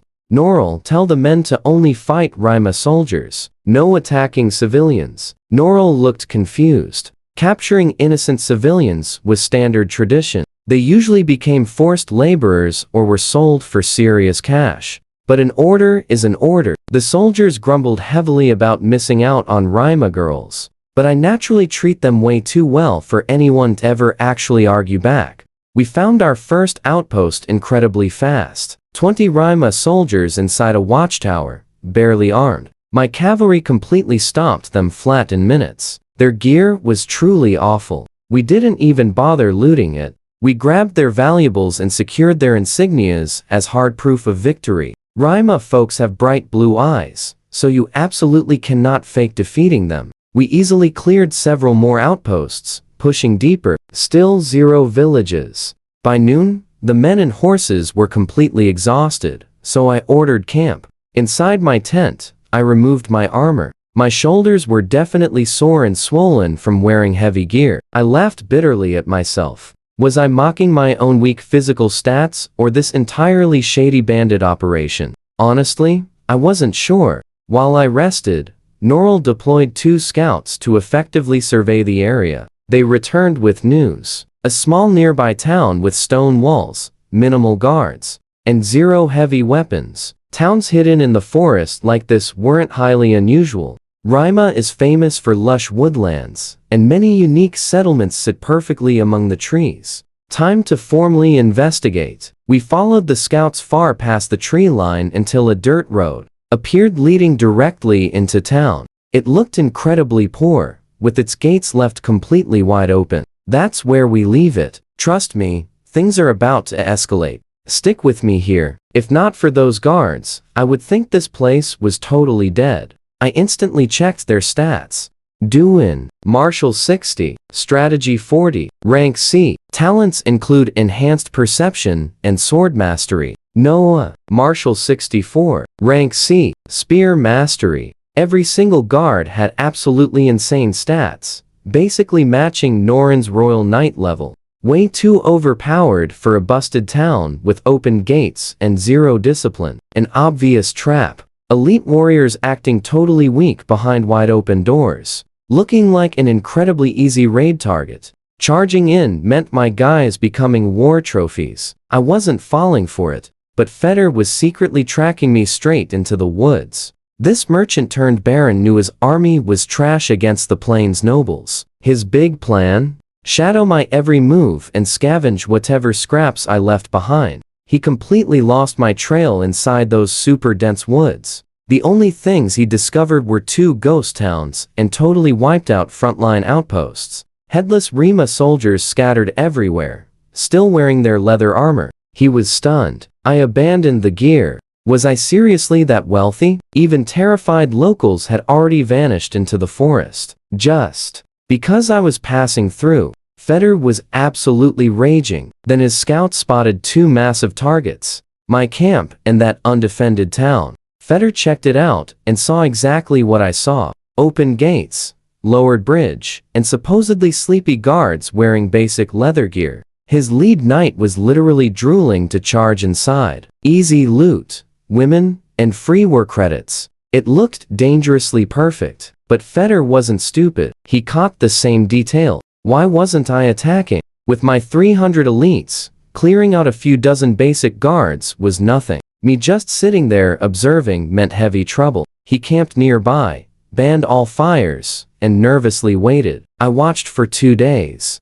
The town remained completely dead. 0 farmers in the fields. 0 hunters walking near those forest cabins. No normal civilians anywhere. Just those fake lazy guards standing around up on the walls. When I scanned their levels, every single guy hit martial. 60. Basically elite royal knight tier power. Elite soldiers playing weak behind open doors. You and I know exactly what this means. A massive trap. My squad survived on cold black bread for 2 straight days without fires. Only nearby water kept us going. Time to pull out completely. Pushing deeper meant hitting Rima's George Fortress. Easily the northern continent's biggest stronghold. We're talking 20,000 insane elites, heavy siege weapons, and totally destructive mages. My 300 wouldn't even be a snack. I just waited, hoping some fool triggered the ambush, letting me profit off the chaos. Feder showed up, but that old fox was way too paranoid to take the bait himself. So much for that strategy. But right as I tried leaving, everything flipped. A scout frantically galloped straight inside. Minutes later, the gates completely exploded with action. Heavy cavalry rushed out in full iron armor, 5 wide, charging the forest edge. I counted 3,000 heavy riders. Massive infantry waves followed in iron armor. Genuine royal class elites. Norrell was literally sweating bullets right beside me. If we had attacked that town, we'd be completely slaughtered. Feder saw the exact same madness. I bet he was incredibly relieved he never charged in there. Those were Rima's elite royal troops, and they were marching toward the open plains. Straight toward King Zeluk the 13th. Only a massive target justified moving the entire royal guard. Based on birds scattering everywhere in the deep woods, this wasn't just one single army. Several massive armies converging. We both know this trap targets the king himself. Zeluk had 5,000 guards and 2,000 knights. But Rima committed way more power than that, and there was absolutely no way to warn him.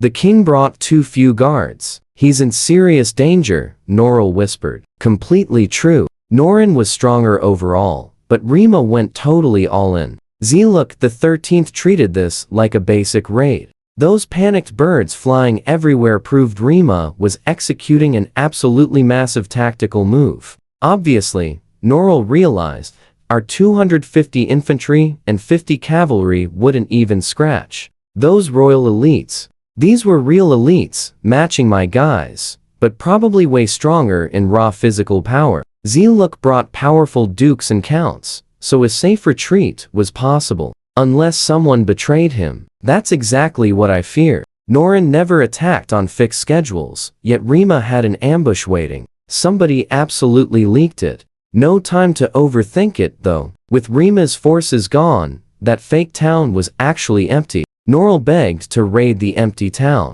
But trust me, you're going to want to see my actual master plan. How far is George Fortress from here? Norrell looked completely confused. Under half a day's march. We are advancing toward George Fortress.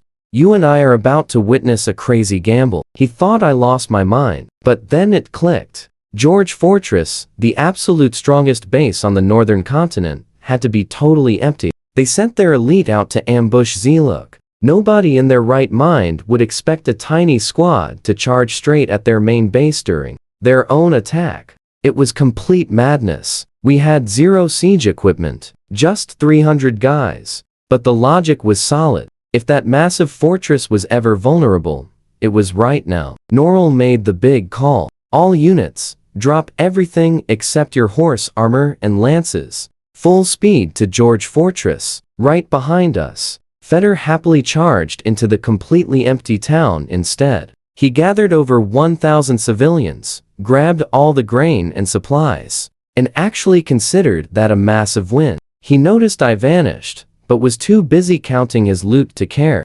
Meanwhile, out on the open plains, everything went horribly wrong for Zelox. Those startled birds tipped him off, but his massive ego totally blinded him. He had never lost as king, and zero respect for Rima. So when two right-wing dukes and their counts suddenly flipped, attacking his own army from the inside, Zelox completely froze in pure shock. His own trusted nobles actually betrayed him. The loyal royal guard instantly surrounded the king, raising their anti-magic coated steel shields. Luckily, there were no enemy mages nearby, and the pure chaos made their archers totally useless. But the right-wing faction forces, 30 to 40,000 strong, had turned traitor. Years of heavy tension between the left and right factions finally exploded. "Your Majesty, you have to fall back," the royal knight commander screamed. "Watch closely." Zelox snapped awake. Far off, a literal tsunami of Rima heavy cavalry was rushing in.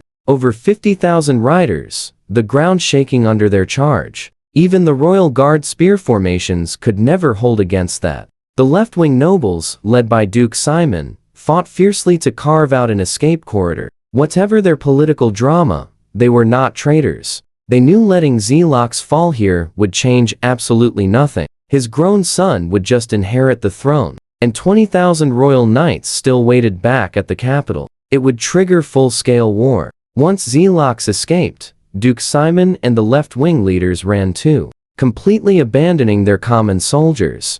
Those abandoned men had zero choice but to fight to their last breath. Dropping weapons simply meant getting trampled by massive heavy cavalry.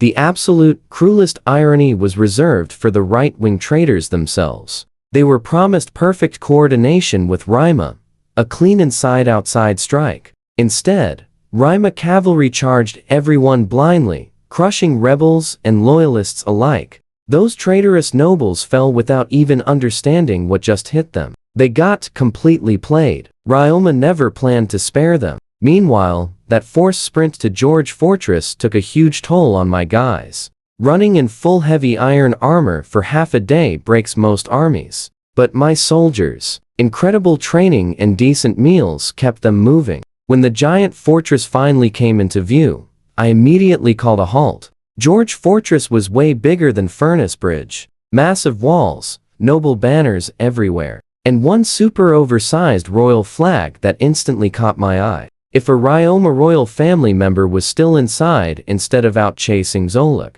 we just found ourselves a massively huge fish. But my heart instantly sank. The gates stood wide open, yet the walls were absolutely packed with soldiers, boasting insanely high combat stats. Strong, dangerous, and backed by rows of fully loaded ballistas. One wrong move, and we would become instant pincushions. You see the problem, right? I abandoned absolutely everything for this gamble. I even dumped our war trophies. I skipped the easy town. Feder grabbed. If I returned empty-handed, I would be a massive joke. The Baron bringing elites for absolutely nothing. Storming that fortress was a guaranteed wipeout. Staying hidden in the forest was risky too. A standard patrol could spot a few hundred men way too easily. I was just about to order a full retreat. But then, 5 riders suddenly emerged from those gates. Leading them was a young guy rocking golden armor under a Ryoma royal banner.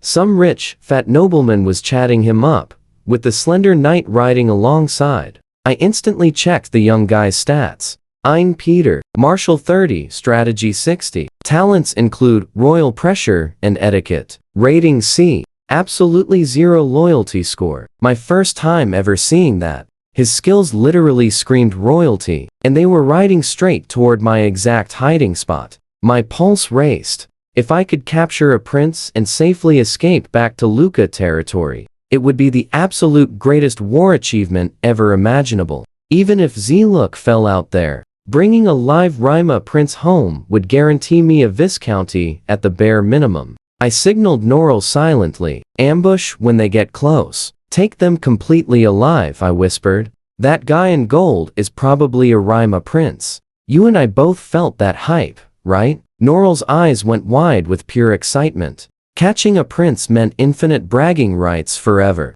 He gripped his sword tight. Meanwhile, Count Van, that fat noble, was telling the prince about rare forest deer, trying to lure him into a hunt. The slender knight spoke cautiously. Count Van, major battle is happening. Are we safe riding out? The count just laughed. King Zeluk is entirely surrounded. Stick with me here. This gets wild. He thought the fighting was hours away. What were the odds any enemy forces would appear here? They entered the dark forest. A tripwire snapped. The front riders crashed down hard. My soldiers took them out instantly, before the prince, count, or slender knight could even process it. Their horses hit the trap. They crashed into the dirt, blades at their throats. Instantly, freeze. The royal guards fell silently. Elite riders? Sure, but they completely missed an ambush right at their doorstep. Norrell checked our 3 captives. The prince, the bloated count, and that skinny knight. Something about this knight felt wrong. Way too small and delicate, even for a thin guy. Before Norrell asked any questions, I walked over to check their system panels. I knew the prince, and the count was totally useless. But the slim knight stunned me. Einvale, Martial, 40, Strategy 80, Royal Etiquette, and Alchemy Mastery. Watch closely now. The last name matched the prince. This was absolutely a princess in disguise. I came fishing for 1 prize and hooked 2. Grab all 3. We are heading back immediately. Understood, boss. Norrell pointed right at the knight. What about her? Should we finish this one off? The princess lay there, her eyes absolutely burning with pure humiliation and defiance, glaring like she wanted to stab me with her stare. Facing her end, she showed zero fear. I smiled. Destroy this prize? Not a chance. Spare them all. Tie them up tight. Put the knight on my strongest horse. You take the prince. Yes, sir. Norrell bound the princess and tossed her onto my ride. Even Prince Ein Peter looked completely stunned. How did I know his royal identity? He stayed entirely silent. Behind us, George Fortress stood with gates wide open. A paradise the prince would never see again. The autumn campaign became a complete disaster. King Zeluk XIII was absolutely furious. His first defeat in 23 years, lost to the hands of Rima. Tens of thousands of soldiers lost, and he barely survived himself. The aftermath was incredibly fierce. The 2 right-wing dukes who betrayed him were fiercely hunted down, alongside their families and every count joining the rebellion. The entire right-wing faction was crushed in a massive purge. The left wing, led by Duke Simon, took absolute control. This massive purge also opened up plenty of unclaimed territory from the eliminated traitors. Nobody asked for land while Zeluk fumed. The left-wing nobles pushed hard for a full-scale war against Rima. Zeluk was angry, but not stupid. He knew the Duke's sudden betrayal felt incredibly strange. He desperately wanted payback, but realized Yade might attack from behind if Norn sent absolutely everything against the forces of Rima. You see where this is going. He mobilized 10,000 guards and noble armies, totaling 300,000 troops, enough to crush Rima. Meanwhile, King Ein Charles wasn't celebrating either. He struck Norrance hard, knowing it was just a scratch to that giant. He never expected to defeat Zuluk. He only wanted to send a message. Then his people revealed his second prince and beloved princess had vanished. He completely lost it. How could they lose 2 royals? George Fortress was supposed to be completely impenetrable. Count Vane was missing, with fallen knights found nearby. Someone had actually snuck right up to his fortress and kidnapped his precious children. Even the crown prince stayed quiet. Losing royal family members was utter humiliation for the whole dynasty. Charles inhaled deeply. His foolish son he could lose, but his gifted daughter, a mid-level mage at just 16, he absolutely had to get her back. The absurd reality? Right after winning a massive battle, he now had to send diplomats to negotiate terms. As for me, the mastermind behind this chaos, I sat comfortably in my camp, studying my new prize. Princess Einvale glared with those sapphire blue eyes, gray hair messy, absolutely seething with anger. That long ride, draped over my horse, left her stomach seriously aching. Yeah, I smacked her behind to stop her squirming. She wanted to end me. "So, brave lady knight, what is your name?" I smiled. "Vale," she hissed through gritted teeth, her rear still stinging. I reached out, and she instinctively flinched back. Her body already learned to fear my hand. "Just relax, Einvale." Her eyes shot wide when I used her full name. Her final hope of staying hidden, totally shattered. "You and I know the truth." She assumed I had spies. Because what lunatic charges enemy territory with 300 men without any intel? Stick with me. If Norrance had traitors, Rima definitely had secret moles too.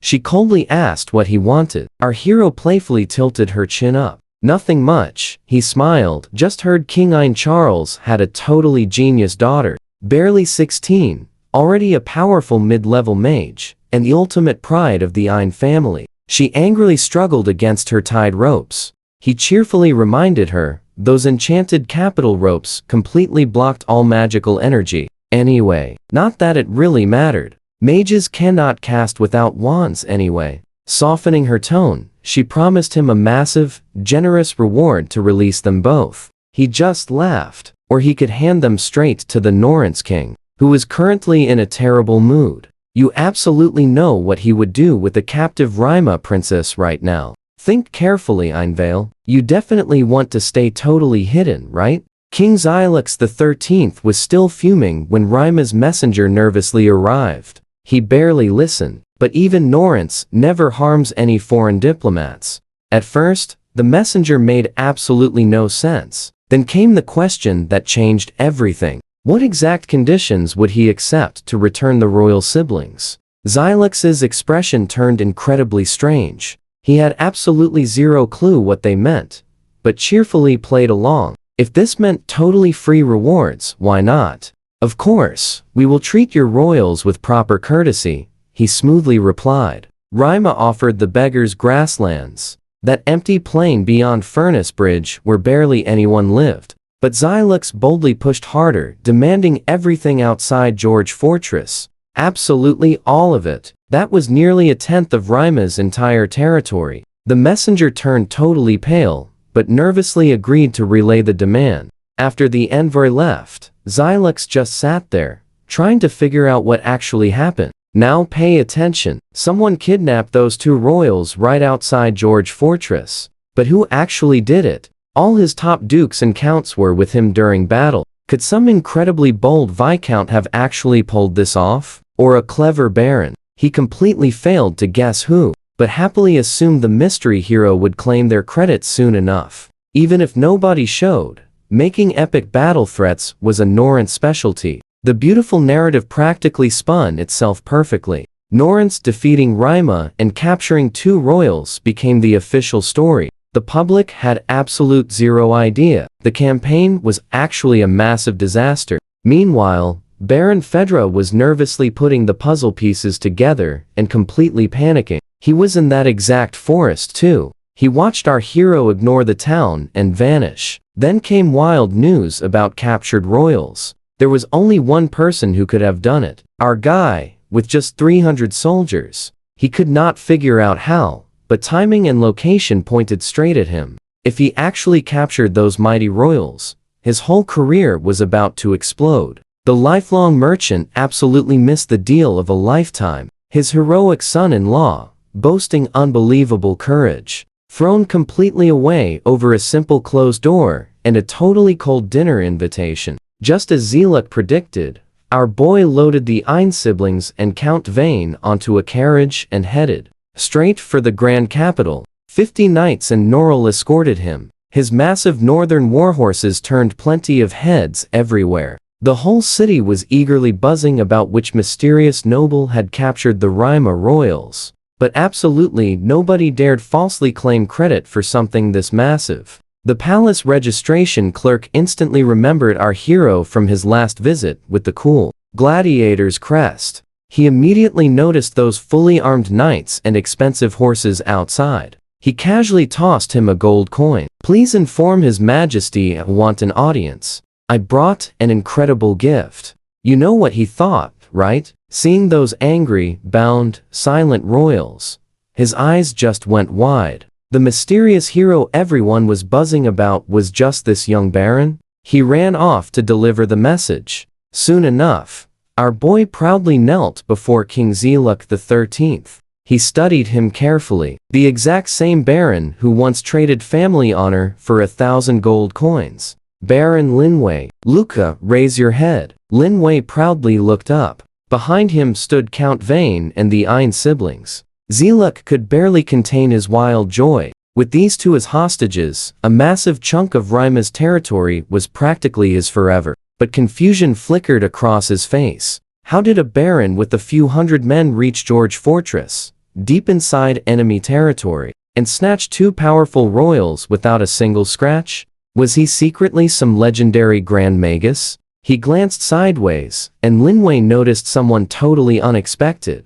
Dean Alia, the legendary elf mage, was sitting right in the throne room. She never attended court, yet here she was, studying him with sharp, perfectly curious eyes. He later learned that academy students reported his flashy arrival in the capital, and she quickly connected the dots. A fully armed Baron Luca arriving from the frontier, marching straight for the royal palace. He definitely was the hero behind this wild kidnapping. Zeluk's master was incredibly interested in him. To everyone's huge surprise, Rima actually agreed to Zeluk's totally outrageous demands. Taking that entire forest by force would have been an absolute nightmare. Hidden scouts in treehouses, sneaky underground tunnels, and endless guerrilla fighting. So what do you and I learn? War is costly, but our hero gave Zeluk an epic free victory. Stick with me here. The king actually had me escort the two royals to the handover. We rode up to Furnace Bridge, where 100 Rima heavy cavalry waited for them.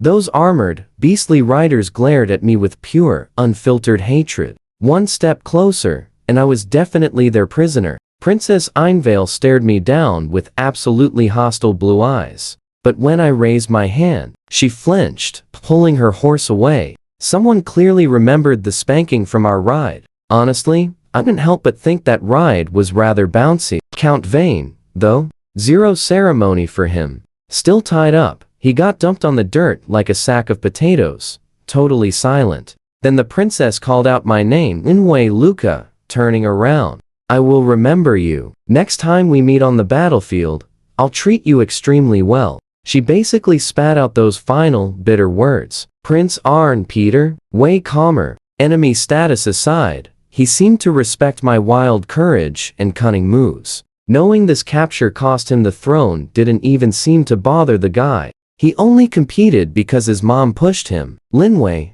I hope we meet again. They rode off toward their Rima escort, and I spun around, hoping my exit looks super cool and confident. The king's massive reward was next. A shiny Viscount title, and a massive territory the size of an earldom. It was confiscated from a purged right-wing noble, pated way south from Luca territory, practically touching the beast, man. Tribes. Everyone knew I was being groomed to become an earl eventually. I just needed one more epic win, maybe a battle or gladiator tournament. But honestly, this grand reward just gave me a massive, pounding headache. I expected a tiny spot. Instead, I got a gigantic chunk of rundown land miles from my home base, with absolutely zero staff to run the place. I didn't even have a manager for Luca yet. Bigland's weapon sales could never fund two ruined territories at once. Plus, the king gave 0 startup gold coins to help.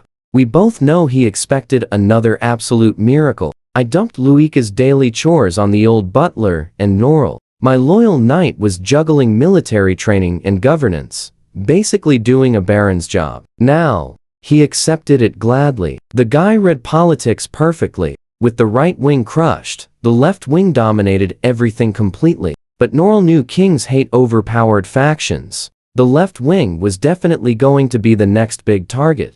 Zeluk needed a fresh balancing force, and I was perfect. A new noble, 0 faction TIs, proven skills, and a totally clean background. Giving me giant land, but keeping a Viscount rank was his sneaky way of investing. Meanwhile, Saruka heard the news at the Magic Academy. She was thrilled I became a Viscount with a huge military victory.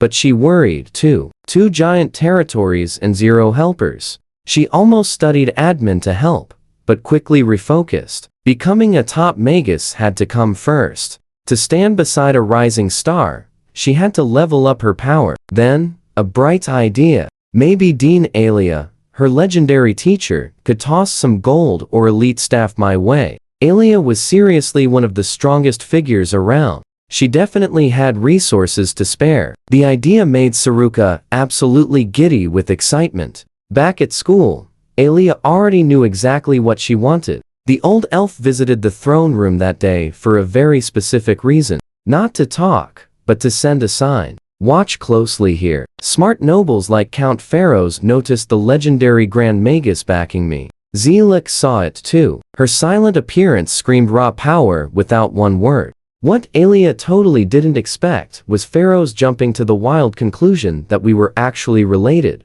Maybe even her secret son. Well, whatever works. Over tea, Alia gave Saruka her final verdict. Lin Wei is impressive. No more calling me Little Baron. One meeting seriously raised her opinion of me. She finally saw me as someone with real courage and skill. Knowing Saruka was head over heels, she figured we could go far. Maybe even build our own kingdom someday. My zero magic weakness? Totally covered by Saruka. I will send some freelance mages to serve him, Alia offered warmly. Consider it an early wedding gift. Saruka's face turned completely red. Teacher, please do not say that in front of Linwei. As for money, Saruka completely trusted me. I had already paid 5,000 gold for her enrollment, and 20,000 for advanced studies, without missing a coin. If I could pull that off from scratch, she knew I could create absolute magic with more. Even Elia was excited to watch my epic rise to legendary status finally play out. Trust me, you and I are absolutely loving this ride. Let's jump right in. Biglin and his crew became an absolute money machine, forging swords for the Far East Company. Even after covering Saruka's tuition, I still had 30,000 gold coins saved up. But honestly, it wasn't nearly enough for the future. My new territory, New Luca, formerly St. Martin, was massive. An Earl-sized domain, but totally empty. No guards, no staff, zero administration. Just a few leftover maids inside a totally vacant castle. So for my grand arrival, brought my entire cavalry and 50 elite infantrymen. I made sure my riders were full horse armor before entering. First impressions are absolutely everything. The territory looked much worse than I imagined in some spots, yet surprisingly better in others. Neglected farms and overgrown mines everywhere. But unlike the old Luca lands, this soil was incredibly fertile.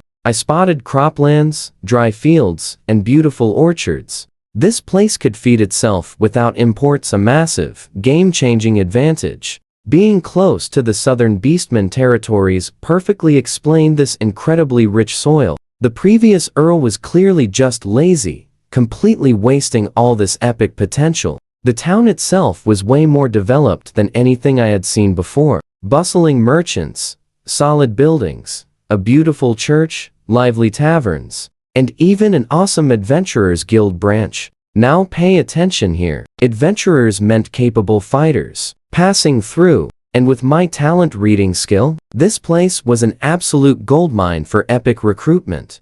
Elalu sat right beside me, gazing around with wide eyes. She felt super happy, but I easily sensed something else hiding beneath that bright smile. As my noble status skyrocketed, my future wife would naturally need equal social standing. A simple maid couldn't become a baron's wife, let alone a viscount's. She had already accepted serving me and my future spouse, but that didn't stop the quiet, deep ache growing inside her gentle heart. Classic childhood friend jealousy. Meanwhile, my fully armored troops were definitely making the absolute perfect, overwhelming impression on all the wide-eyed locals. Traveling merchants, rugged adventurers, and minor local powers instantly straightened up when they saw my epic heavy cavalry and elite guards marching right through. The guy who defeated 2 Reimer royals with 300 troops was no joke, and our epic gear made that crystal clear. Approaching St. Martin Castle, I honestly couldn't help but whistle in amazement. 2 stories tall, featuring grand gardens, fountains, and beautiful manicured grounds. Plus, over 50 maids stood waiting in 2 perfectly neat rows at the entrance. They bowed in perfect unison. "Welcome home, Lord Linway. Seriously, leading this fancy, noble life is truly on another level." My absolute first priority in the new Luca territory was taking total control over the city defenses. 100 soldiers looked incredibly thin, spread across those massive walls. I desperately needed to recruit fresh troops, militia, and reliable supply workers fast. Instinctively reaching for Norwell, remembered he stayed in Old Luca. Looks like I had to handle this whole crazy mess myself. My talent pool felt painfully shallow. The guards boosted their martial stats through hard training, but nobody broke past 60, and their strategy scores totally stalled. Absolutely zero special talents. Their growth ceiling remained limited. Maybe the slave market held answers. Being an Earl-sized territory, New Luca naturally boasted a massive, fully proper trading house. I left Elialu behind, officially promoting her to New Luika's head maid. Her mission? Training those 50 maids exactly to my personal high standards.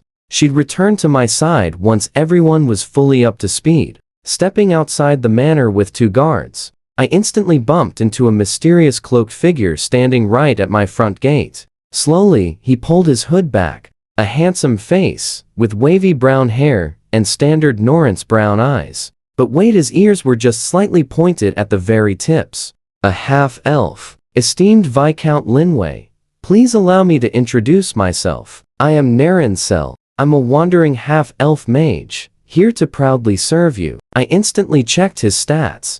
Martial 20, Strategy 1, 0, 3, Loyalty 80, Minor Elemental Affinity, Advanced Mage. A rank, normally, would be incredibly suspicious. I know exactly what you're thinking. Why would an elite mage serve a freshly promoted Viscount over kings? But his loyalty was 80 higher than my original crew. That made 0 sense. Unless someone secretly sent him. Did I honestly possess that much incredible personal charm? Whatever the reason, 80 loyalty meant I had literally nothing to worry about. "Welcome, esteemed mage," I smiled without asking a single question. He looked completely stunned.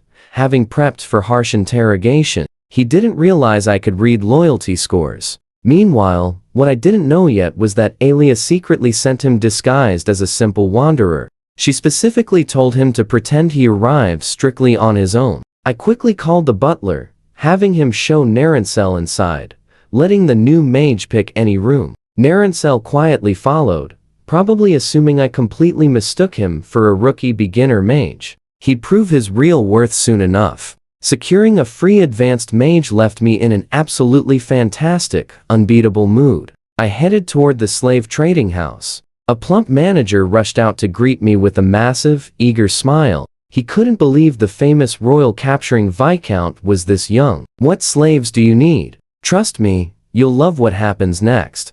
Stick with me here." They had combat types, rare dragonborn, and lizard folk. This entire continent was packed with wild races, including insanely strong, but completely clueless semi-humans. Too pricey and wild. I demanded to see human options instead. The merchant led me down a massive hallway. These guys looked way healthier than Saruka and Aquina did back then. Mostly Rima or Yade, folks. Rima's blue eyes brought back bouncy memories of a certain princess. Meanwhile, Yade folks had dark hair and tan skin. I scanned the room. Their stats were pure garbage. Nobody worth buying, and absolutely zero special talents. I told the fat merchant I wasn't impressed. He rubbed his hands together, promising me something incredibly special. He had a super rare specimen meant for the big auction, but offered me a sneak peek right then. He guaranteed I'd love it. When I asked what race, he gave me that classic knowing look. A succubus. Look, I swear didn't follow this guy just because I wanted to check out some succubus body. I was genuinely curious about a race from all my Earth anime. He took me to 5 separate cages, 4 female, 1 male. They all sported tiny wings on their backs and smooth, pitch-black tails. Sukubi have their own nation in the eastern continent. They are insanely rare in Norse, basically total luxury goods. Most showed decent enough stats, martial and strategy hovering around 50, but still zero special talents. Now, pay close attention here. I was about to leave when I saw the last cage and completely froze. Piety. Stats completely abnormal. Strategy 182. Zero affinity. But talents? Dragon Tamer, Dragon Slayer, Press, Transmigrated, an S rank rating. She was unconscious, but my jaw dropped. Her stats flashed abnormal, yet she was my very first S rank sighting. And those for unique talents? Absolutely mind-blowingly insane. Transmigrator? Was she actually from Earth like me? I forced my cool and casually asked for the price on these sukubi. The merchant grinned. 10,000 gold for females, 12,000 for males. Straight from the east, top-tier specimens. He pointed right at Baidi's cage, noting she was the prettiest, but kept mysteriously passing out cold. Fearing illness, he pushed the others instead, but I just pointed right at Baidi. I will take her. Only she justified that crazy price. Still, losing 10,000 gold coins was incredibly painful. That greedy merchant didn't offer a single discount either. Stepping outside the slave market, I just stretched. This whole trip ended with one single purchase. Finding high-tier talent among slaves was seriously tough. You and I both know average stats are boring. I needed absolutely insane numbers or super rare talents. Maybe I needed to hit the Royal Knight Reserve again for guaranteed elites. But squeezing another permission from the king? Yeah, not easy. Instead of heading straight home, I took a detour to the church, hiring a priest to examine Baidi. I had no clue what caused her weird abnormal status, but priests are literally built for dispelling. Honestly, I had wanted a permanent priest on my staff for ages. They heal troops with magic, making them as rare as mages. But none volunteered, and building a church just to get one costs hundreds of thousands. I would check the Adventurers Guild for freelance priests later. Right now, I had a whole militia to recruit.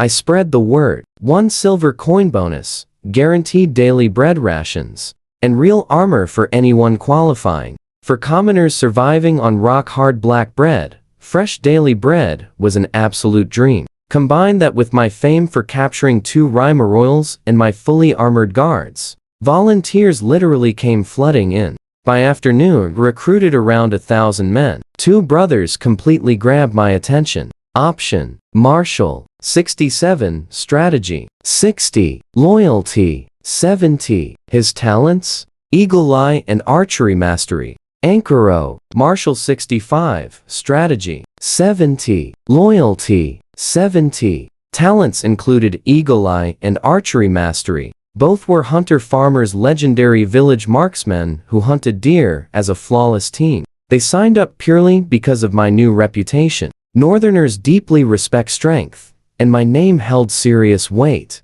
Seeing my pay and rations beat every other lord, they were completely sold. I instantly promoted both brothers to squad leaders, throwing them into morning runs with the rookies. The old Earl's massive training grounds behind the manor easily fit over 3,000 soldiers. Space was no problem. I really needed Norrell from the Luika territory to handle training, because I definitely could not do it. That would temporarily leave old Luika without any commander. But honestly, things were peaceful enough right now. And that's where we leave it. Baidi the succubus finally woke up. Elialu was right there to greet her. The priest I hired was totally clueless about her condition, but amazingly, she was slowly healing all on her own. Stick with me here, we are about to discover Baidi is no basic succubus. She was literally their empress for over 300 years. Her elders and closest advisors completely betrayed her, almost destroying her with a curse. She barely escaped to the northern continent. Plus, she cast a brilliant little spell on herself. Anyone below Grand Magus level trying to exploit her unconscious state would completely forget what they were even trying to do. So smart. She also had a symbiotic contract with an epic frost dragon, whose legendary healing was slowly purging the curse away. Once fully recovered, her plan was simple: go back and eliminate every single traitor. When Elialu brought her a meal of potato soup, meat, and vegetable stew, along with white bread, Baidi recognized this VIP treatment was way beyond normal. After 300 years around humans, she knew exactly how awful nobles could truly act. Still, food is food. She wasn't even worried about poison, thanks to her awesome protective spell. I prepared this meal specifically for her. Even I couldn't afford to eat this well every day. Meat stew was pure luxury, but I needed her trust, so I went all out. Meanwhile, Noriwal traveled from Luke territory to teach Ikshin and Ankro his elite training methods. Those brothers picked it up incredibly fast. Noriwal was super impressed and slightly amazed at my absolute knack for spotting hidden talent. After 2 days, he headed back. The 1,000 new soldiers started their daily routine, slashing, thrusting, and sparring hard with wooden swords. Noriwal also shipped over 1,000 fresh long swords straight from Bigland. For armor, I had to buy from the Far East Trading Company. Bigland could forge armor, sure, but a full suit just took way too long. His time was better spent forging swords to sell. Money was getting really tight again. Bigland's production just could not keep up with arming a massive force. Our tax revenue only left a few hundred gold each month after covering expenses.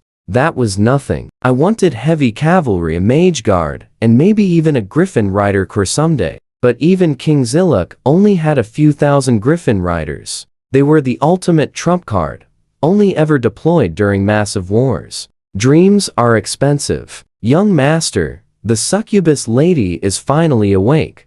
Eliala said behind me. Take good care of her, I replied. I wanted to check Baidi's transmigrator talent, but watch closely. Something much more pressing just arrived. Count Pharaohs just showed up for a random visit. I had only seen him twice during the autumn campaign. Why was he here? No clue, but he was a high-ranking count, and I was just a viscount. I couldn't be rude. Esteemed Count Pharaohs, such a pleasure to meet you. Likewise, Viscount Linway, he smiled warmly, despite waiting half an hour for me. Then, he studied me carefully. I definitely felt like he was hunting for some connection between me and Alia. He found 0 elf features, just my golden hair, which really isn't that unusual in Norris.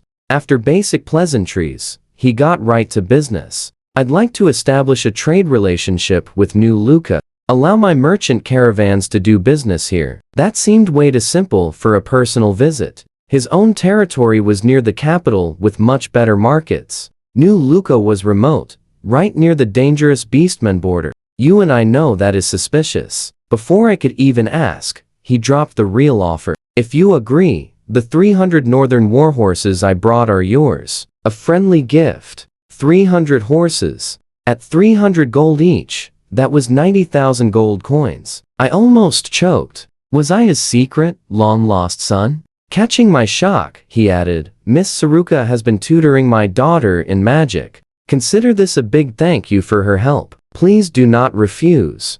Boom. Everything clicked perfectly. He knew about my connection to Saruka, and by extension, Alia. This insane gift was just him currying favor with the legendary Grand Magus through me. Obviously, no noble just hands over 90,000 gold and horses for absolutely nothing. But hey, if he was offering, I definitely wasn't saying no. After Count Pharaohs finally left, I felt pretty good about our little meeting. We got along well. I just knew I shouldn't get too close to the left-wing faction. If they ever fell from grace like the right wing recently did, anyone associated with them would definitely go down too. But Pharaohs did not seem to be recruiting me for the left wing. He was just acting alone, trying to build a solid personal connection through Saruka and Alia. And those 300 warhorses were already mine. No way I was giving them back. With 1,000 soldiers and 300 horses, I could build a proper heavy cavalry.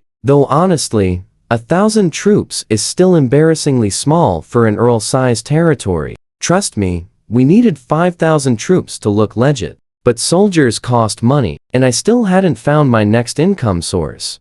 I went to check on Baidi. She was honestly prettier than I'd expected. When I walked in, she was casually reading my book by the window. Sunlight hitting her flax-colored hair perfectly. Her cute little black wings, about 2 palms wide, rested gently on her back. and her round black tail swayed in this strangely rhythmic pattern, curling and swishing around like it had a mind of its very own. Let's dive right in. She wore the slave collar, but it meant absolutely nothing. No master title from her. Hello, I greeted easily. Hello, Viscount Linway, she calmly replied. I just totally let that whole title thing slide. Her secret system panel revealed the wild truth. She was an empress, dragon tamer, and dragon hunter. Picking a fight with her? Beyond incredibly stupid. So instead, we casually chatted a bit about the book she was reading. She spoke with perfect elegance and pure laziness, showing zero slave mentality at all. That makes total sense for a queen and transmigrator who survived here for over 300 years.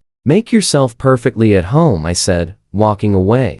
No pushing for secrets, just establishing my presence, letting her get fully comfortable. Her affinity score remained super low, and I hadn't cracked how to boost it yet. No rush at all. But what I completely missed was her affinity silently jumping 5 whole points after I left. Apparently, simply treating her like a real human instead of property was enough to make a huge impression. Winter was approaching fast. Tiny snowflakes were already drifting from those gray skies. Norrance winters are absolutely brutal. Heavy snowberries every single road for months. If farmers didn't stash enough autumn food, they'd literally starve. Unlike the old Liquicatori, which had zero farmland at all. Watch closely now. New Liquica actually possessed lush crops and orchards. Needing to protect my farmers, I had my butler post a massive public announcement. Anyone willing to work at the manor through winter would earn 3 copper coins daily, plus 3 warm meals. That epic offer instantly drew every single local farmer around. Work was absolutely endless, feeding horses, shoveling snow, and helping our kitchen prep meals for 1,000 soldiers. These were intense jobs those 50 maids previously handled, totally alone under the old Earl, working from dawn until pure exhaustion. I completely changed that. Maids only handled castle cleaning now. Compared to St. Martin's horrible old Earl, I basically seemed like an absolute angel. Their deep gratitude translated straight into fierce loyalty. I could have easily just given those farmers free food, but I refused to let them view it as simple charity. People truly value whatever they honestly earn. So, I created jobs instead. A perfect compromise: keep everyone alive through winter while completely preserving their personal dignity. If I wanted this territory to grow, recruit more troops next year, and build a lasting legacy, bravery simply wasn't enough. I needed everyone to know me as a lord who truly cared about his amazing people. Most nobles here ruthlessly squeeze their commoners dry, but growing up on Earth gave you and me a completely different perspective, right? Even right now, sitting way above everyone in the social hierarchy, I absolutely refused to act like those arrogant nobles. Overnight, the very first snow covered the new Lucius territory in pure white. Right outside my manor, children were happily playing among the cooking smoke. That was exactly the genuine warmth I deeply wanted for this place. The snow wasn't blocking travel just yet, but in a month or two, our roads would be totally buried for 4 long, brutal months of freezing winter. My heavy boots crunched the fresh snow. Stepping outside, Elialu rushed behind me, carrying a gray cloak, her cheeks turning bright pink from the freezing cold. She was bundled in a heavy coat over her maid uniform, sadly, hiding all those pleasant views I genuinely enjoyed seeing.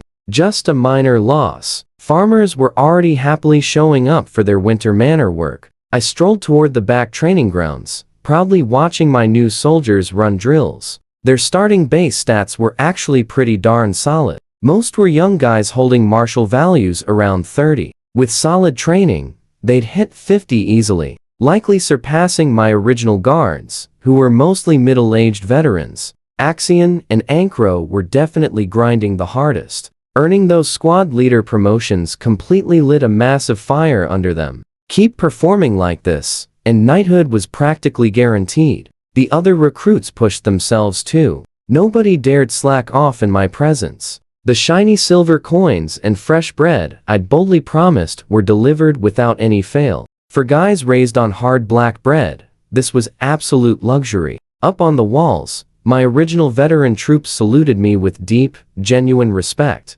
These loyal men stood beside me capturing the Reimer royals. Now, they believed in me completely honestly, maybe a little bit too much. They started treating my commands as practically divine, convinced that following me meant absolute victory. Whenever they hit the tavern off duty, sharing epic war stories, the local civilians eagerly hung onto every single spoken word. It fed their warrior pride perfectly. From the walls, I admired the snowy fields, a low forest dotted with cabins, and beyond that, a massive, fast-moving river packed with fierce piranhas, the ultimate natural barrier. Right across that water lay dangerous beastman territory. The aggressive Auto tribe used to cross that river constantly for raids, but they've been suspiciously quiet for almost 10 whole years now. That eerie silence bothered me. The calmer the sea, the bigger the storm, hiding underneath. Meanwhile, at the Magic Academy, Saruka finally earned her advanced mage certification. She enrolled late summer, achieving a lifetime's work before winter. That's where we leave it, trust me. You'll definitely want to see what happens next. Stick with me here, we are about to witness greatness. Instructor Reine handed over the badge, claiming she could become the youngest Grand Magus ever. Saruka just smiled. Being a Grand Magus felt light years away. All that mattered was Aelia promising her a sweet vacation for hitting advanced rank. She could finally go home. Too bad the roads were buried under thick snow, meaning she had to wait until spring. She asked Aelia about teleporting only to get flicked. Stay away from forbidden spells. Then, a totally unwelcome voice interrupted her. Miss Saruka, I finally found you. You look as beautiful as a blooming rose. One look, and I'm completely lost. Enter Prince Michel, one of Xylix's younger sons, at the academy. Since Saruka became famous, he had been obsessively chasing her. He even publicly confessed, right in front of the entire school. She shot him down hard, but he kept staging coincidental meetings. No matter how many times she refused him. Prince Michel told you already. I'm focused on my studies. No interest in romance right now. That was not entirely true. She just had zero interest in him. These snobby nobles completely ignored her existence until she finally proved her insane magic talent. Only one person believed in her at her absolute lowest. She already decided her future belonged right beside me. No matter what. Your voice is gorgeous, as always, Michelle said, with a super practiced smile. You just do not know me well enough yet. I will be back. He backed off. His father strictly warned him against ever offending Duchess Alida. Michel remained highly confident in himself, though. Good looks, royal blood, and insane persistence. He figured a sheltered girl like Saruka would eventually fall for his supposed sincerity. Now watch closely. What he actually wanted was Saruka's magical power to steal the throne from his older brother. She was just a pawn to him, not a person. He had absolutely no clue. He had already lost before the game even started. Heading down the walls, I literally bumped into Narancel, my new mage. He had been locked up studying magic since he arrived, and was now completely bored out of his mind. Narancel, interested in being my territory administrator? I asked him. He quickly refused. I am a magic researcher, not some bureaucrat. But I can train magic apprentices if you find solid candidates. Fair point, honestly. Magic students needed high strategy scores and special talents. Otherwise, dropping that much time and gold simply would never pay off. I completely agreed, but the money issue bugged me again. I could not just magically spawn another biglin out of thin air. His Courage Forge inheritance made him legendary. Normal dwarf smiths simply could never match his epic quality. Winter turned out to be much harder than expected. Hiring farmers for winter work was supposed to save everyone, but castle food supplies ran dangerously low. The previous Earl's storage was totally wiped out during the purge, leaving almost nothing. My butler suggested cutting the farmers off entirely to save food for our garrison. I could not do that. I built a strong reputation for power and kindness. Think about it, quitting now would destroy all his hard-earned trust. Backing out halfway is way worse than never starting at all. I found a wild solution. Hunting. The snowy forest was packed with rabbits, mice, and deer. I sent my 1,000 soldiers in with heavy longbows. It doubled as epic training. Between my soldiers and local hunters, that forest was stripped completely bare by winter's end. The hunters would definitely face a tough season, but they had always been the wealthiest group in the whole territory anyway. Next winter I must prepare better. No repeating this mess. Spring finally arrived. The snow melted and I could finally breathe. I barely kept my promise. We desperately needed to plant more wheat and stockpile tons of food for the future. Action and Ankro improved massively over the long winter. Action hit Marshall 79 and Ankro reached 75. Still below Normal, but solidly above most of the Royal Knight Reserve members. The 1,000 fresh soldiers hit around 40 in martial strength, letting them swing Bigland's ultra-heavy swords completely freely. 300 of them trained in horsemanship for the cavalry. Honestly, the only thing missing was real combat experience. Without bandits, I could not give them a baptism by fire. Meanwhile, back at Luka territory, Saruka finally came home. The exact moment the snow melted enough for travel, she hopped onto a carriage heading for Luka territory. She was a certified advanced mage now, rocking her very own mage robes and carrying a proper wand. Amazing gifts from Alia. A small escort of elite guards traveled alongside her, also arranged by Alia. Not that she even needed them. One advanced mage could wipe out hundreds of armored soldiers in open battle. Her carriage bore no family crest, per Alia's strict orders. Even when visiting home, absolutely nobody could connect Saruka to me.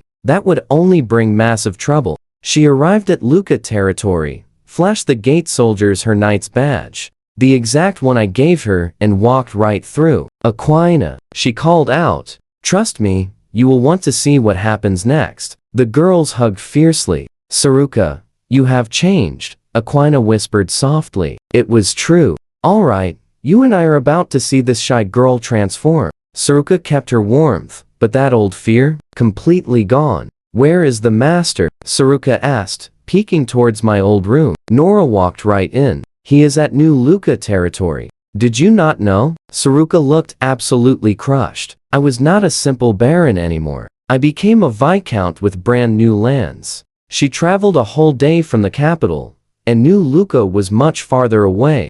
Her rare vacation time was vanishing quickly. She grabbed Aquina's hand without hesitation. Come on, let us find him together. But little did I know, massive trouble was secretly brewing behind the scenes. Prince Michel, the annoying guy bothering Saruka at the Magic Academy, plotted something incredibly dark, way beyond just a simple rejected romance. The moment his hidden spies reported Saruka leaving the grand capital and heading south, he tried tracking her, but getting near an elite mage unseen was impossible. Honestly, his true grand scheme ignored her completely anyway. He secretly met Manred, a fierce beast-man priest from the Otto tribe. This dog-headed warrior had huge fangs and zero respect for royals. Michel actually caused the right-wing duke to betray everyone last autumn, secretly leaking crucial battle intel to Reimer. Since his father made it out alive, Michel quickly pivoted his master plan, become the absolute lord of mighty Blackstone Fortress. Now watch closely. This massive stronghold behind my territory was the only thing stopping those huge beast armies from invading the capital. With total control, he would casually open the gates for the Otto tribe. They would absolutely swarm the capital while Zelok's forces were stuck elsewhere. Michel figured his own father and brother would fall before even reacting properly. This Blackstone Fortress was just as massive as the George Fortress. While it stood, beastmen could never touch the capital, but Michel planned to serve it up on a silver platter. He completely ignored the smaller lords living between the fortress and border. He thought people like me were totally harmless. The huge invasion was scheduled for next April. Meanwhile, Baidi lived quietly in my lands all winter. I barely even visited her. My energy went straight into training troops and handling paperwork. Still, I made the kitchen memorize her favorites: saltless potato soup and super fluffy bread. Tiny gestures, but she noticed. As the succubus empress, she ate legendary magical beasts, but she genuinely appreciated my thoughtful little gestures. She decided to repay this kindness the moment I truly needed backup, but for now, she stayed quiet. Over several months, she actually befriended the locals, like a Lulu, who constantly tried cooking with her. The action brothers stumbled over their words around her, plus Nerncel, the quiet half-elf. Then spring brought two completely unknown cat girls.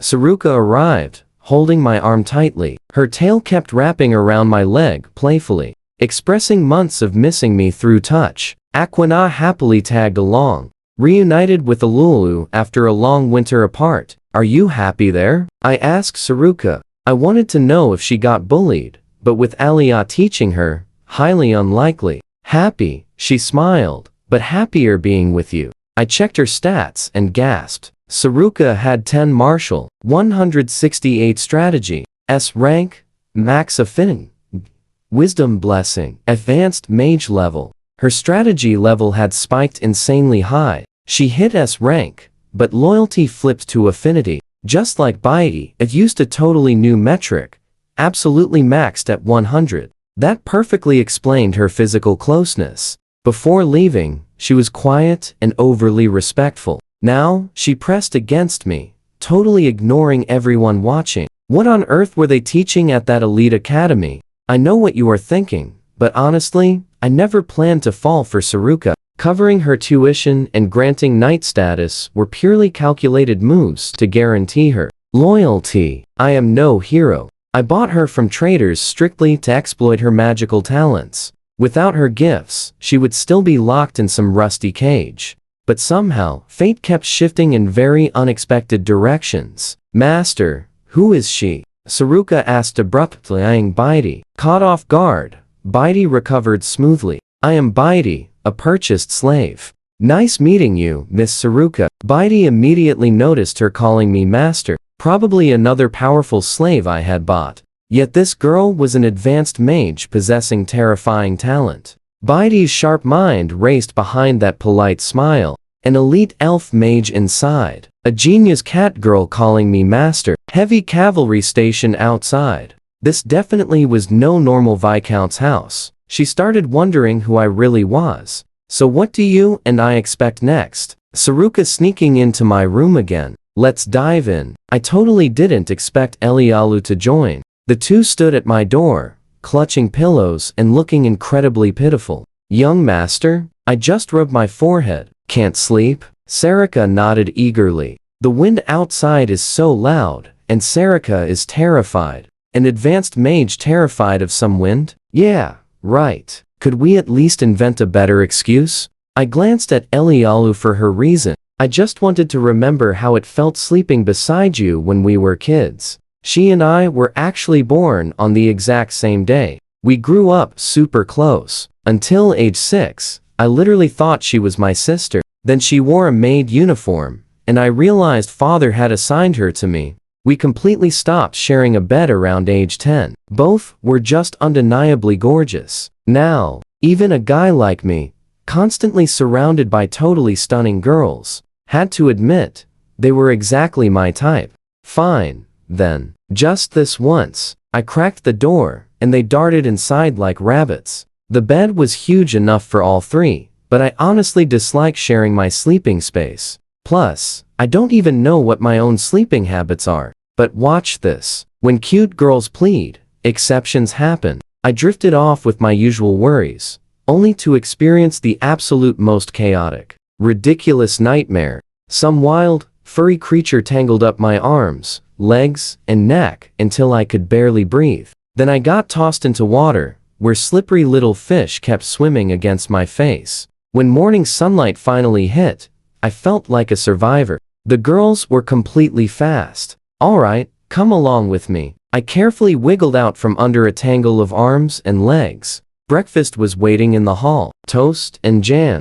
Baidi and Aquina were already eating. Aquina seemed totally normal, but Baidi, she was just staring at me like I grew a second head. Seriously? So completely weird. Then Sarika and Elialu casually strolled out of my bedroom. The maid stayed silent. Aquina looked absolutely shocked, while Bidey completely relaxed. I guess this matched her crazy idea of human noble behavior. I just sat there, grinning super awkwardly. I know what you are thinking, but I definitely wasn't going to explain that nothing happened. I am a noble in my own bed. Zero problem. Anyway, Sarika only had 2 days left before heading back. Her time off was totally over, and she was already going to be running late. She had to master Magus level magic and earn Alia's total respect. Then she could finally stay by my side forever, without needing anyone else's permission.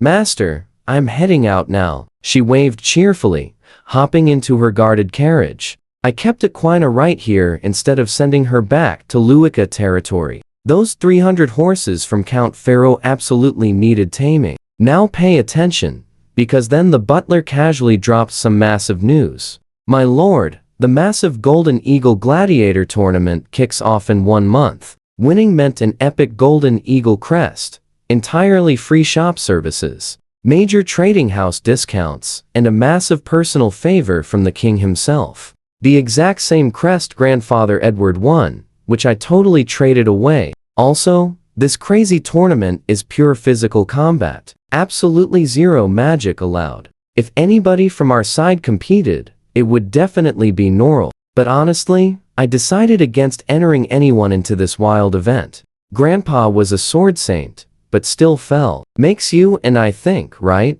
Solo strength truly has limits in this world. Let's dive in. Even mighty dragons face glory-seeking warriors, though plenty of those hopeful slayers just totally fail while trying. Watch closely. Building an epic army matters way more than some flashy tournament win, because when chaotic battles erupt anytime, squad power literally keeps you safe. Solo heroics? Totally overrated. I definitely skipped the tournament. Trust me, spending that month training more soldiers wins.